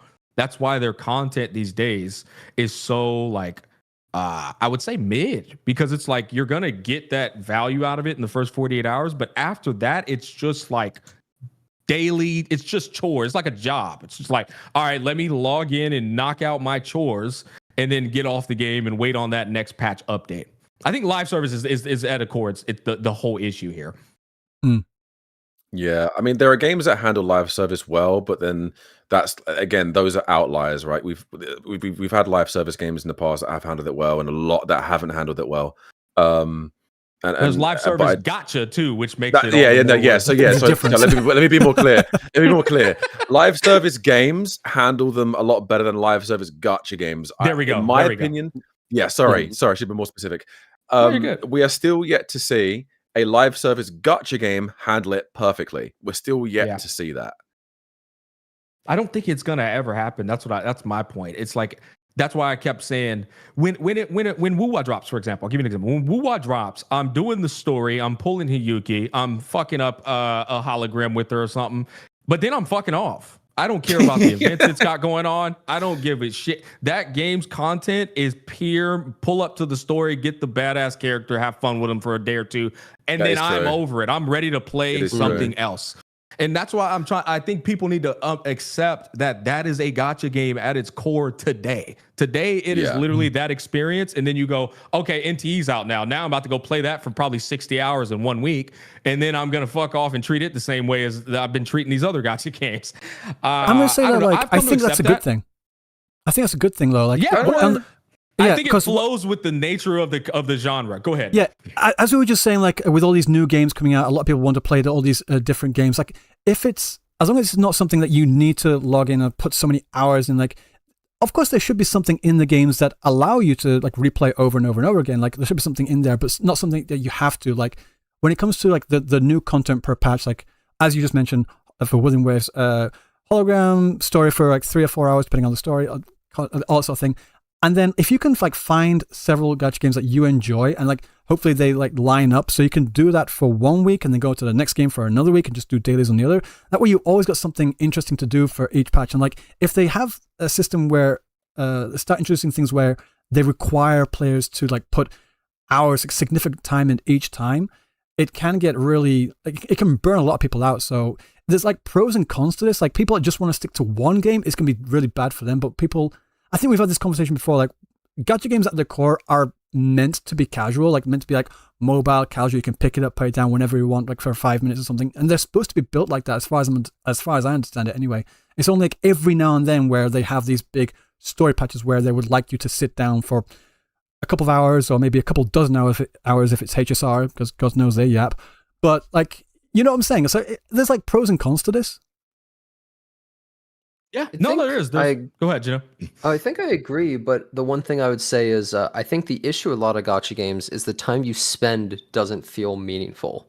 Like when you're farming gear in most of these games, it's not like, let me compare, and I compare a lot of things to this, Path of Exile. When you spend 8 hours playing Path of Exile, you feel like you got a bunch of currency and progressed in some way. You are getting things that are useful that you can sell to somebody else for like currency to then buy something good. But in gacha games, you spend 8 hours, I don't know, farming gear or other stuff like that. You don't feel like you got shit. In fact, most of the time you lost resources. You're down a bunch of resources because you upgraded a bunch of trash, and it was just a waste of time. You're going to make me crash out about the fucking like random substats thing, I swear to God, man. Fucking hate RNG on the substats, I swear to God. Because that's exactly what it is. You see, the thing is, I wouldn't have trouble with that if I could farm unlimitedly and it didn't take limited resources to do the stuff. Then it would be like, oh, I'm just going to go farm until I get good gear. But no, it's like you get 5 per day, bitch.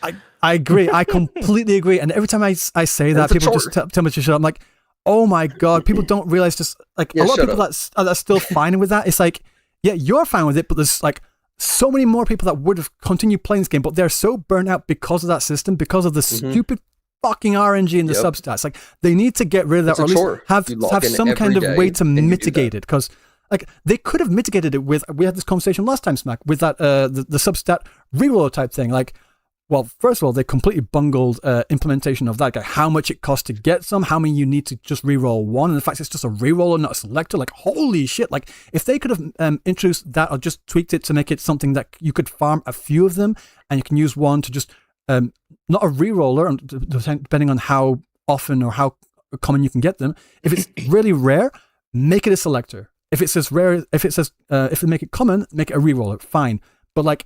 People just do not realize how much the RNG subsets are crippling a lot of these games because it just burns people out. It really burns people, a lot of people out. And then some people will like argue saying, well, they need to have retention. Like there's so many other different things that you can get to keep people logging. Like dailies are the thing that you get people to log in. What you do after the dailies, that's completely up to you. And you shouldn't be having to like farm hours and hours and hours just to get the thing you need, just to feel like you are progressing your account to any sort of degree.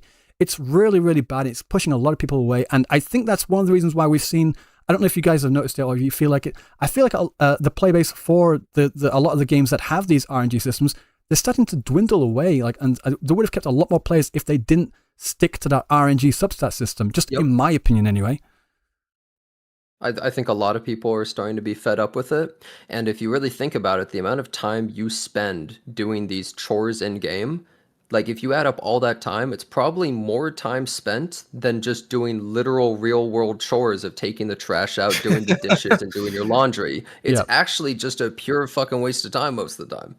Yeah. I feel like the gacha player though at its core, and this is about to be an insane insult, but they don't know what to do with their time anyway.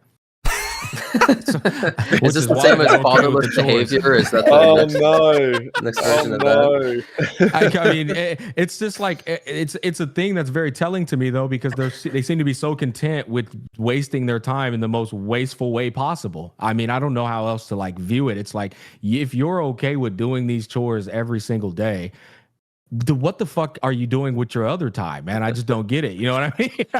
You go for a walk. I can't understand it. Well, here's what I would say about that really quick. I believe that it's a matter of routine. So, you know, you work your job, maybe lunch break, or maybe after your job, you get on your phone or PC or whatever it is, and then you play your game, you do your low dailies. It's like a source of comfort. It's almost like a grounded kind of thing. It's like some time you spend, you know, it's a part of a habit. Like I play Nikkei at the start of every single stream. Do I think the game is amazing? No. But I enjoy the low routine of going into the game, doing my little dailies, and then being done, even though the game's not anything crazy. And so I think that's what it is for a lot of people. But I think things like gear farming and other stuff is just a pure fucking waste of time, and nobody likes it. Literally, no one likes this trash. Yeah, I would say what you just said was such a beautiful like a way to represent that player. At the same time, though, the guy that you creatures of habit. Creatures of habit. No. But this is the thing, though. I would say it also can still be. You can eat your own words in that regard, because if you're gonna bitch about the repetitive grind of gear grinding, it still applies the same way. It applies the same way you just explained it. It's like, well, there's a guy out there who thinks that's routine and it's fine. So it's like we can't bitch about like the gear farming being repetitive, but then in the same vein, we're routinely logging into these gacha games and doing the same exact thing in an adjacent way. Did you want to speak? Yeah. Definitely silence.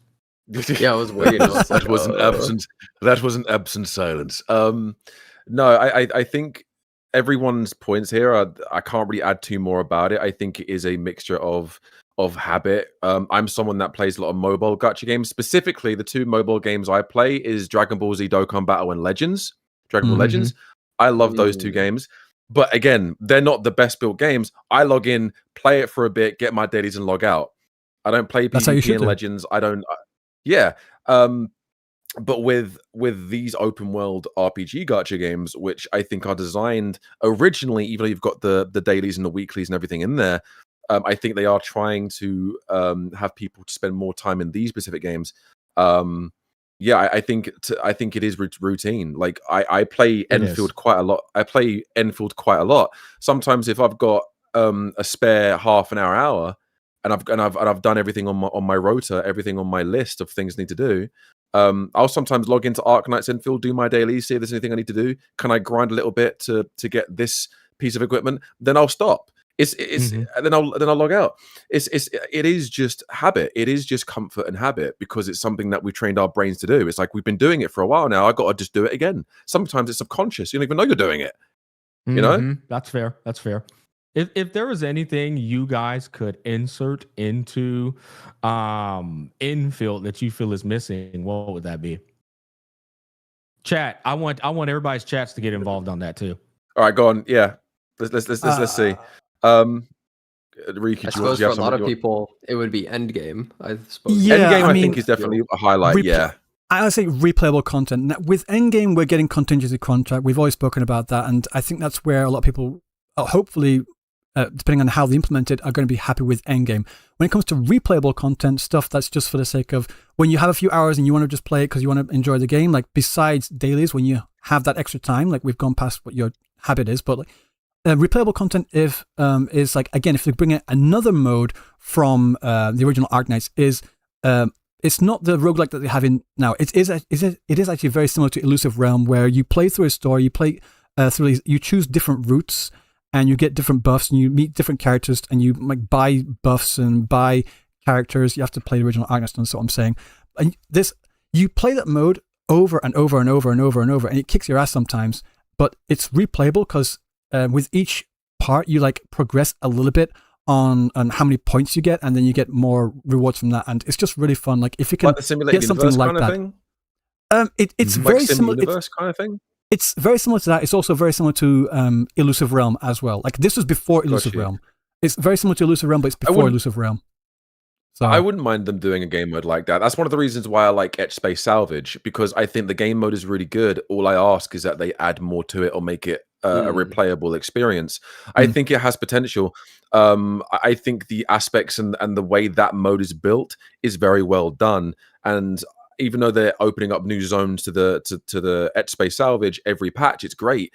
But one of my key points, I actually spoke about this a little while ago, this is a game mode where they could easily every week or every 2 weeks refresh the rewards and maybe just have the same map, but maybe change the enemies, change the layout, change the different debuffs. Especially because obviously when you leave the safe zones, you lose health over time. So it's a race against time as well. And there's many things you can do with that specific mode to make it more fun. Like maybe it's like this week's rotation, it's you lose health at a faster rate, or this week's rotation, it's this there's a secret enemy around, or this is the bosses. You could do so much to keep it replayable. And I'd love for them to improve it in that kind of way. But a roguelike, like Ryuuku said, like Simulated Universe or the Depths of Elusive Realm equivalent would be a perfect addition to this game. I very much like this game. I like the combat. I know it's not for everyone. I love it. I think a rogue would be really, really interesting. Okay. I think. Go ahead, Juno. Oh, I was going to say potentially controversial opinion here. I have noticed that almost every single gacha game adds roguelikes. I'm kind of over gacha game roguelikes because I feel like they're very shallow. And how I see it is I could just go play an actual roguelike. Like I think of it this way. So let me see. I could play this game's roguelike, or I could play Slay the Spire 2. And you might say, well, that's an unfair comparison. That's an entire game. But then I go, well, that's kind of the whole point. It's like they're very shallow and weak. And here's a big thing I would say. And this is a huge thing about roguelikes and gacha games. I think something that would improve them a lot is if you could actually lose. Most of these gacha game roguelikes are so easy. You just go in, you just pick what, like, I don't know, you pick the same thing every time or whatever is OP. You just go in and you just win. It's like almost every time. Right, no, okay, so this is why you really do need to play the original Arknights, because Arknights does not fuck around. Like, sometimes you'll choose a path, and it will just fuck you up. Like, you do not have the operators, and they will just, like, send wave after wave after wave, and you are instantly dead. You have to, like, start all over again. And I'm talking about integrated strategies for those that know what I'm talking about. And one of the benefits, like, you say it's like just so shallow, and I get that. A lot of them, it's just like, get a buff, continue, get a buff, continue. But the thing with integrated strategies is like they have this whole, it's like a choose your own adventure type thing. Like they have, it's all randomized, like, again, part of the roguelike, but it's not just the buffs that are randomized, it's actually the stories within them as well. Like you meet different characters, you meet this, different characters along the way that give you different buffs or debuffs or whatever. You can choose whether to take them up on this thing. Again, a bit more on the gacha on it, a bit more on the gamba. And it's all this different, and they have like different endings as well. And you also have another part where they want you to start this integrated strategies with a certain set team, and then can also refresh that team. There's so much like fun and a lot of like different stuff they could put in there that they do put in there. And it's just, I get what you're saying, but what you're saying is already fixed, and they've got this down to a science in Arknights integrated strategies. It's so much fun. I all these different modes. Regardless, though, Ryuk. Yeah, I would say that's just the exception, not the rule, though. Jen is basically for sure on a grand scale. Yeah, I agree. It's been invented all that time ago, and no one's using it. So I agree. Like, why aren't they doing that then? If it's good, like fuck, like maybe they should be doing that rather than whatever the hell they're doing. Like that's why I'm hopeful, because with the same company, well, it's not Yostar and Hypergriff different, but like same IP, like Arknights here. If they bring contingency contract from OG Arknights into here and do it well, I've got high hopes that they're going to bring integrated strategies from OG Arknights and bring it in here and do the same thing well. If they can do that, I think you're going to be happy, and a lot of other people are going to be really happy with like really cool, really interesting, replayable content. That's just my opinion. Well, yeah, because it's like if they're not afraid to incorporate game modes from the past original game, then it means they're not going to be afraid to add more in the future. So yeah, obviously there's going to be hope for you there. But again, at the same time, like Smack said, it is the exception, not the rule. So even if it works for OG Arknights, doesn't necessarily mean it's going to work for every other gacha game that does it. You know. Yeah. So just thinking about this game specifically, though. Yeah. Go on, sorry, go after you. I was just gonna say what I meant by the exception, not the rule. It's that like Ryuk found that one example of a gacha game that actually works or did the roguelike correctly, but the 99% of gacha games are doing what Jenna's saying. It's just I agree. Surface level, shallow version of something it's a that pale exists on a imitation of what a grander real scale roguelike is like. in real games. Yeah, I agree. I'm just. I'm just saying, like, for this case, again, same IP, I've got more high hopes that I don't think it's going to be as shallow as Jenna might be worried about. But he and you are also completely correct. Like, usually when they do, it does end up just being buff. You can't really lose, just buff. But this one, no, they really do kick your ass. Yeah. I think, take the crit rate buff. The problem here, though, Ryuk, is that OG Arknights wasn't trying to capture the masses.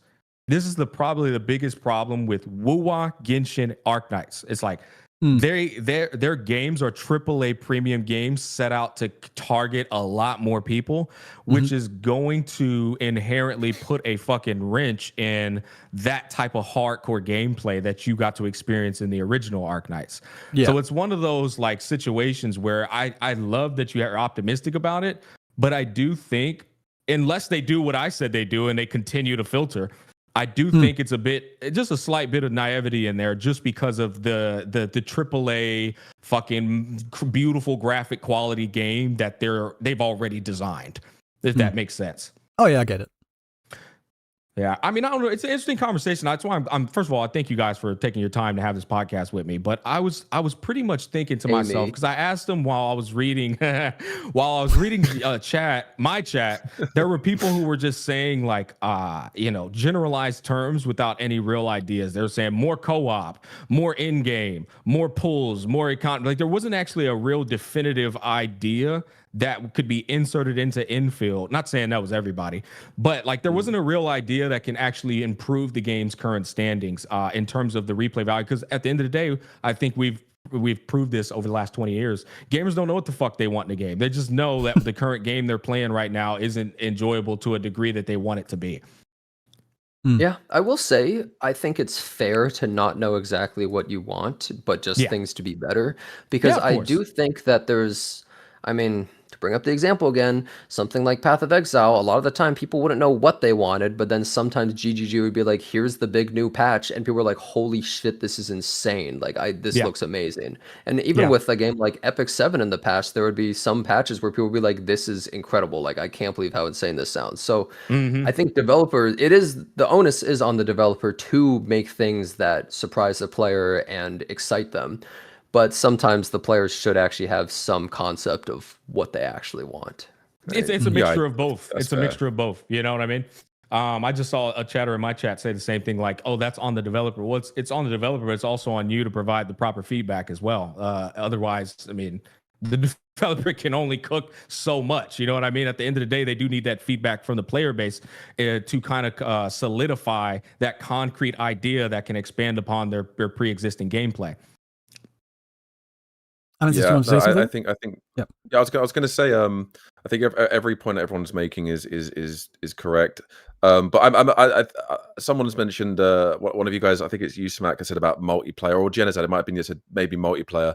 I don't know if Enfield it could incorporate multiplayer. Maybe it could. Maybe it couldn't. But I don't, maybe that's something that could improve the game's experience and improve the game's enjoyability. I know Wuwa used to do a lot of multiplayer things. Now it's non-existent.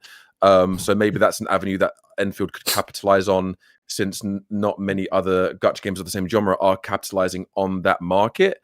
I know a lot of people. There's a reason for that, though. Can you explain? I'm not as knowledgeable. I think Seven Deadly Sins Origins is a perfect example. I think Duet Night Abyss is a perfect example as too. The reason why they keep like anti-multiplaying developing their patches is because it takes away from an inherent quality of their game. If they instill multiplayer in there, then it's gonna like make the servers a bit more I don't know the correct terminology for it, but it's definitely going to take away from the polish. And it's usually typically when they do it inside of a gacha game, because everything's such a copy pasta of original games, which means it's surface level, the replay value still ends up kind of relatively being the same based off their own data. And so it's like the extra resources, the extra problems that come attached with them making it a multiplayer game typically have been proven to be not only not successful, but provide more issues that aren't worth the investment. Like I said, Seven Deadly Sins was like, the quality of it was pretty fucking ass because the multiplayer experience. Well, I think the game itself had so many issues that the multiplayer wasn't quite what made Seven Deadly Sins have its problems, I feel, because I think the concept is really good. I think the issue, like you said, is that these multiplayer things they put in games are so shallow. Like, it blew my mind genuinely when I heard that people play Genshin Impact multiplayer. I was like, why? Yeah, that's crazy. What do you do? Like, genuinely, like, I joined your world. Yo, it's me. Yo, I can see you. Like, this is like some shit you would see in the year 2000, like someone being shocked someone else is on their screen. Like, it's just weird to me that that somehow works. And yet, I feel like it's the same with these other gachas. Like, what's the point of a friends list? What's the point of having any sort of fake human interaction when there's no real reason? Think about what makes people want to play with each other in like an MMO. It's because, you know, you have predefined roles and it's like, I can't be the tank and the DPS. It's like people team together and they need to play around mechanics. Look at Honor of Kings World that just came out in China. We played it. Like, a few of us have played it, and you know, you want to play with other people because it's fun. You're playing raid mechanics, and oh, I'm gonna go this role. I'll support the team, and oh, I'll play this. But in gacha games, you don't have any of that. There's nothing meaningful in the multiplayer experience, really. It's just, yo, I just picked up the plant in your world. I can't believe it. Like, there's nothing there, right? I would say the gacha dynamic is clearly why. The difference literally is it's a gacha game and not a live service. Like Werewinds Meet and Honor of Kings World are same traditional, like, or same type of structure. It's not going to have that character gacha. It's probably going to have a cosmetic gacha, and so they're going to focus more on a mixture of MMO/live service like delivery, which in return allows them to give you more of that replay value experience. Ryuuku, go ahead. I was just going to say, there's ways to get around. There's also pros to having the co-op experience as well, like the sense of like society, like social like connectivity within, like, oh, we all play together and you feel part of a community when you have like this kind of co-op thing and you're working together. Like, you're right that there's like, what are you going to do on the regular in co-op? Like, there's nothing really to do. One thing that I do know that I've seen in other gacha games that I don't think and maybe some people might know, called Orient Arcadia. There's some other games as well. Basically, it's not like an always available co-op thing. What they do is like they have a co-op mode that's only available at a very specific time, and people jump in at that time. That's when everyone logs in. Okay, I know this is going to open at this time, and then everyone logs in. You get everyone together. It might be a bit stressful on the servers, depending on how big it is, but that's when you can get that sense of society and people working together against maybe like a raid boss type thing. Against, we've seen that massive dragon in this 1.2 update, so maybe something like that, like a raid boss type thing. And if we get something where it's like not something you need to do all the time, but something that it's a time-gated thing. Again, there's negatives to time-gating, but again, it does help bring people all in at the same time to get the sense of society. And then that way you do have something that everyone can work together to work towards something. And then when you go into that, speaking of other games, like you can have one be the main DPS, one be support. So you've got healers and one people that apply shields and stuff like that. There are ways to get around that, but I've just not seen that done in any of the big gachas out at the moment. I think Nikkei also has some similar ones as well. Like it's very time gated to you get into teams and you take down some big like raid bosses. Like Genocide, you'd know more about that, wouldn't you? The power creep, though, you got to understand, that's the biggest problem with what you're talking about. It's like nobody cares to get into a team where they know somebody spent $1,000. It makes their role feel meaningless. It's no. People love that because they're like, yo, carry me, bro. Yeah. Like, dude, kill this guy. And then you sit there and you watch the guys shoot like 3 bullets and they just fucking kills it. It's like, yo, and then the loot everyone's comes out and go, dude. I know Jenna's like he's taking a piss right there, but what I mean is if it worked, then they would do it. You know what I mean? If it actually brought in success, they would do it, but it doesn't. Well, people bitch. Here's my theory, and here's how I see it. I think it could work, is maybe they just don't know it. Because, okay, let me think about it this way. there is a chatter that I have that is currently working on a game for a big gacha company. They're working on that Rewinding Cadence game. Have you guys heard of that game? Yeah, I'm Get me in on that, it. please. Yeah. So, well, I mean, he can't even get me on that, so it's pointless. But he's working on that, and he has told me some interesting things about how basically the developers and the management are kind of at war with each other in a way over trying to develop the game, because the management, they want it to be Genshin Impact 2. But the developers, they're like, well, we want to do all these things, and maybe we could do this thing, and like we could work it in all these sort of ways. And the management's like, no, we want Genshin Impact 2. And so they're kind of like at odds. Well, but how I see it is maybe the multiplayer is feasible and it could be good and done well, but it's just every time it gets brought up, the developers go, no, you should make Genshin Impact or something. That's a whole along other those talking lines. point and a great. Yeah, true. That's like a whole different thing. Yeah, that was a whole nother talking point of conversation that is fascinating in and of itself. And I agree, Jenna. That's something we didn't even talk about yet. It's the fact that most people don't even consider the internal politics that is occurring behind the scenes. I think that's Look at what happened with CZN. Chaos Zero Nightmare. Holy internal politics. Oh my god. And I don't know if you guys saw what happened with Mongol Stardive like just yesterday. So apparently Korea is pissed at them, which when aren't they? But like they're really pissed at them. Okay, yes. So the live stream happens. Wait, there's more than that. Wait, the live stream happens sorry? yesterday, so it's not. I guess so it's that not, was right.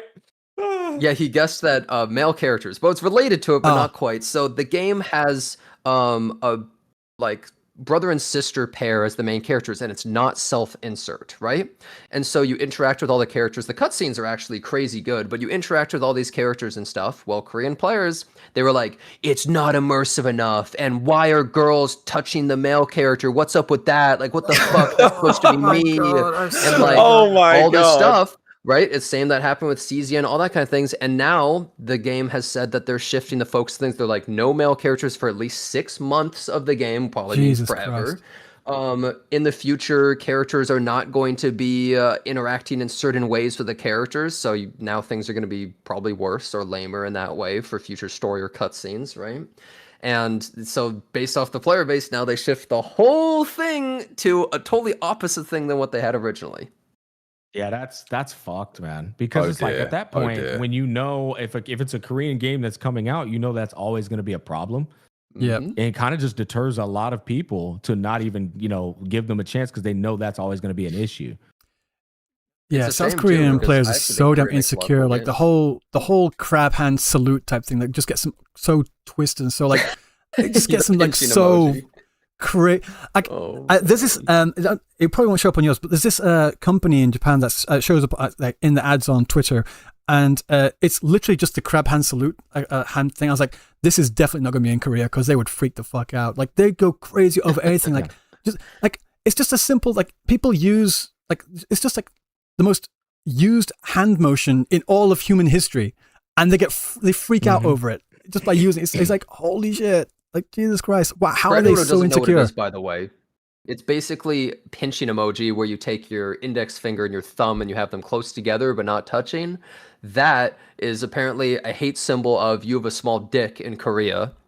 And so they get heated. And you maybe have heard of some of this stuff before where art gets changed for many gacha games where the character might sort of look like their fingers are kind of in a similar position. Yeah. And then the art gets changed and suddenly their fingers are in different places. It happens all the time. Yep. I see. I didn't know Sorry, that. We're going so off topic here, but no, it's okay, man. I think it's interesting. Go ahead, I have a question. I have a question that resembling to the patch. What does everyone actually think of Zhuang Fengyi, like as a character? Because we haven't actually spoken about her as a character yet. I literally think she is. If you take Infield's combat system, I literally think she's like Imbiber Lune from HSR. She's just an Infield. Yeah, I said she's like a Jinshi. Yeah, well, she transforms, and then her whole purpose is you stacking electrification so that you can nuke them with her battle skill. Yeah. Yeah, it's like literally Imbibed Lune transferred onto the infield combat dynamic. I dead ass think that's it. Me and Amethyst said that she's kind of like a mix between Jinshi and also Kite as well. The dual forms, like using the ult to go into another form, but also like the attack animations are kind of similar to Jinshi as well. It's like I like it. I love it. Like I think animations look really, really cool. But I didn't actually put the 2 and 2 together about Imbibed Lune. That actually is a perfect comparison. That's true. I actually think the little midget before her is infinitely more fun, if you ask me. In terms of what you could do, I think her shit just goes hard. But that's not to say I think Zong, whatever her name is not fun. I just think it's pretty simplistic, bro. You power up and do a goddamn battle skill. Speaking of which, because I know I got a chuckle out of that. I think, bro, the give him a name that's simple, man. Jeez, how am I even gonna search that up on YouTube? All these names. Man, that's what Chinese players are saying about you. They're like, the fuck is gotcha smack, bro? The fuck is that? What the hell does that even mean? Simple like Fang Yi. Who's this? Gina Z? That's so funny and fair too, dude. I don't know, man. No, but I agree with you. Like a lot of the names, it's just like, wait, who? Like, I mean, Rossi, I remember that name. Tong Tong is easy to remember just because, it's the same thing twice, right? But yeah, I actually always forget Fang Yi's name. I just call her Leek Pants because everyone says that her pants look like a leek, like the plant. Yeah. So like, spring I onion. Say like Leek Pants girl because I always delicious forget. spring onion. So I wanted to say, I feel like, damn, I think the longer I've been in this space, the more I've like changed my perception on things. I used to be that guy that like I expect so much out of gacha games, but the longer I've been in this space, I feel like I've come to learn that sometimes we might be asking too much out of a gacha game. I just think the last thing you should expect to get all this replayable content out of is a gacha game. And that's based off a wisdom and experience, not ignorance. It's like, I would like for these gacha games to have so much more. I think I'm one of the number one guys in the space that would do that. But as I've stayed in the space longer, I've come to realize that I'm beating a dead horse. Yep.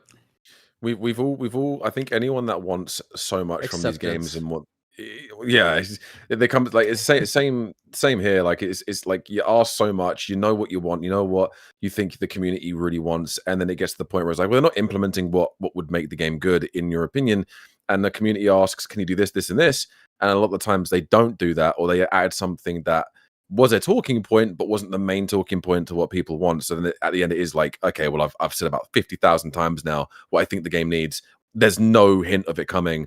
I'm just gonna shut up. Just stop referencing it. It's just no point. And it's like you consider how many games are coming out. Not even just gacha, but mainstream as well. Crimson fucking Desert Online, Slay the Spire 2, and then you've got Phantom Blade coming out down the corner. Now you got Honor of King's World. Then you've got Neverness to Everness, and then you've got fucking Mongol Star Dive that just released, and then you've got something and Nanta coming out of the corner. It's like, bro, if you want this one gacha game to give you all this with all this going on around it, it's like it's the most unrealistic shit in 2026. Back in the day, it wasn't, because we would all wait on 1 or 2 games. Now we see 45 games coming out, man. Go ahead, Jenna. Well, what's interesting is if you guys know the content creator Saintone, he plays like he was from Lost Ark and stuff like that, MMOs, and he started playing Lost Ark recently.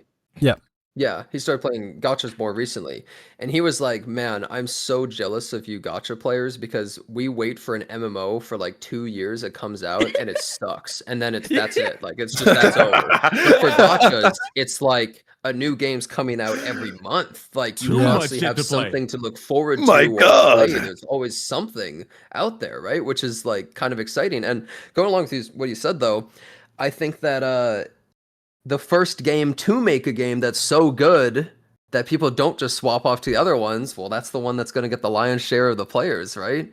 It's they never make them, they're usually like a flash in the pan. They come and go. But the game that makes it so people want to stick around, like a new game comes around, they go, nah. Like it doesn't have what this game has. That's the one that's going to really take everything over. I think that's what's also cool about NTE is they're another gacha game coming in the space that's going to try and offer something that isn't being offered right now. And that's obviously going to be that surface level GTA experience.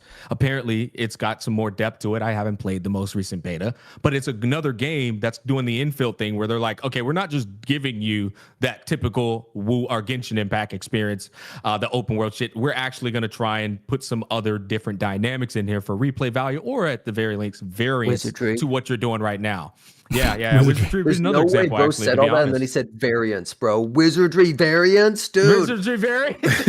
It's a sign. I would say though, that's why Limbus Company is so well like developed and successful too, though, because you can go on Limbus Company and get a unique experience you will not get elsewhere in this space. And I look out for those games. That's why everybody's looking forward to the Enanta and NTE dynamic too. But ultimately, it comes down to what I said at the beginning of it. It's, hey, man, you play the game for the fresh patch, and then you got 10 other games to go and play after that. Because chances are in 48 to 72 hours, whatever you were getting out of that game has been extracted completely in terms of fulfillment. Yeah, Limbus Company, it's a unique experience. And what's crazy is they don't do advertising, anything like that. But you look at the Steam chart numbers, it only goes up. And every time the CEO does a stream where he shows the numbers, he shows how it keeps going up, and he keeps saying, I don't know why, but the number keeps moving up, and we're really happy about it. So yeah, and I don't think they were trying to appease a masses with their game. You know what I mean? That's what I'm trying to say, dog. I think that shit is. I think what a lot of these developers don't realize with doing that masses shit is if you do what Limbus Company does, or you do what the filtering system is, it pays off in the long run, right? But they just look for these short-term people come over, they're hyped, they're just interested, but then they quit your game. You know what I mean? And then you never actually really in the long term are blossoming or aging like wine in the sense that Limbus Company does. It's like that's the beauty of choosing the short-term L for the long-term sustainability. Yeah. That's probably, I think a lot of the companies are just they're just so scared about doing anything that they see as risky. They're rigid, and they're also scared as well. So when you go to the investors or the boss of the company or whatever, you go, I want to make a game. They're going to be like, how do you make money? And then you show them Genshin Impact. They go, okay, well, that's really successful. This is an example of it succeeding. Okay, you can make that game. Tried and trusted. But like, if you say, so I'm going to make this game and there's nothing like it, right? So I'm melding these different things together and be like, okay, well, what the fuck is that? Like, I don't know if that's going to work. I don't want that. I don't want to give money towards that. How about I give money towards the Genshin Impact copy or something, right? Like whatever copy they want to make. Make HSR again, right? Because that worked last time. Especially in a place like Japan, bro. No, I was going to say, I know for a fact that you are correct in it, because I actually translated an interview of someone that's been in the industry for like 20-something years that said that exact same thing. Like when Fate Grand Order came out, a lot of games came out that said, okay, we're going to do Fate Grand Order, but with this different idea or this different idea, this different story, whatever. Same thing happened with Genshin Impact as well. That's why it usually see one really big breakout game, and then about 2 or 3 years after that, you see a lot of games that are very, very similar to the other one, because they go to the people that like fund them and say, we want to take this game, make another one, but with a different story. Because that's, you're right, they just look for what's safe, and they see that's safe, so we'll fund that. It's always the same thing. Genshin, it happened with Genshin, and it's always money. It's always money. So I know for a fact you're correct. I was just going to say, when you look at the amount they make, though, like doing that safe route, it's fucking insane. You can't necessarily blame them. Well, that's why I hope that this game can break the mold. That would be great if Enfield's able to do it with what some of you guys They already have the money, so they should be fine. Right? Well, they've been smashing it. A lot of these companies have the money. They don't give a fuck, though. They want more. That's true as well. The gift that keeps on giving is what they like to say, man. Elon Musk still wants more money. Doesn't matter. He's not going to make an amazing video game, even though he has all the funds to do it. He just wants to make more money. And that's how most of these companies feel. The number always has to go up. It can never stagnate. You know, an interesting fact, though, about the gacha space, a lot of people keep saying, like, gacha's dying and gacha's this and that. But when you look at the numbers, if you go and look at the statistics from data at websites, gacha is expanding. It's growing. It is. It is. It's becoming a more accepted and recognizable. The the reason it feels like it's dying is because the space is fragmenting. It's not that it's dying, it's splitting apart more and more and more. And so the sense of community and presence feels less, but it's actually more. It's just spread the fuck out now. And it keeps That's what I said earlier. No, I'm tying that back in. That's what I mean. I literally commented. No, I think Gotcha Smack is right and Ryuku's wrong. I think you're see you guys. right, I'm going bye. No, I think Get the fuck out of here. Ryuku, I would also say, Ryuku, I summarized up what you said. You said probably 85 more words. No, I was explaining. If anything, he did it. He condensed it into a more digestible source of information. What the hell? What's going on, man? Get the fuck. I'm fucking around, bro. I'm fucking around. I will say, is there any other topic y'all want to have, or you feel like we kind of like nipped it in the butt? I don't want to take up any more of your time. I know Jenna's still live. I'm good. I'm good. I'm all good. Yeah. All right, man. I appreciate you guys like taking the time to talk with me, man. I think this was good. I'm 100% going to upload this to YouTube. I'm even going to put in my Ethereum restart integrated into this. Nice. Perfect. Oh, shit, man. Bro, put in good, multiple, man. Dude. Triple the pay, bro. Put in like 3 throughout this whole talk. Yeah, I do. I wanted to update. I'm sure you'll get a bunch of comments down below. I feel like we had some really good discussions, honestly. And this was a good group. Abraham, man, it was the first time chatting with you, buddy. I man, it's a pleasure to talk to you. This was the retirement home. This is new podcast, retirement home. Yeah, I want to get a couple more people in here later on another one. Hell yeah. Like I've spoken to Jenna very briefly before. Obviously, I've known Ryuku for a long time now, since I started doing YouTube. But yeah, no, it's a pleasure finally having been able to make your acquaintance, Mac. Appreciate it. I completely agree. I'll be putting you guys in the down below at the bottom left of my screen so everybody knows your socials and stuff. But yeah, no, I appreciate it, man. Yeah. All right then, guys. I will speak to you guys later. Take it easy. All right. Yes, sir. Have a wonderful night, guys. Take care. Yep. Yep, see you. Take care. Yep, see you. Jenna, what are you about to do, man? All right, never mind. Wait, what? I was gonna say, what the fuck are you getting ready to do? What? Nothing. No, I mean, like on stream, are you gonna like play a game or something, or are you just fucking? Oh yeah, I might play. I don't know. I might talk for a little bit more, and then I might play like Trails or something. I don't know. Oh hell yeah! No, Oops, sorry. I was just like, I'm still on this. This is literally the one-on-one. This is our date. That was a long talk. I was just trying to shoot the shit with you for like 3 minutes. That was a long conversation, like hour. Just. Oh, so it's coming up to 11. Well, it's past 11 now. So, I'm getting tired because I'm old and I've got to get sleep. So, guys, thank you all so much for being here. Yeah, I still haven't played the the segue quest for Hyuki, so I need to do that as well. Jesus Christ. So, I'm going to go. Wish you all having the best evening, the best day, whatever time it is for you. And I'll see you all next time. All right? Take care. Peace.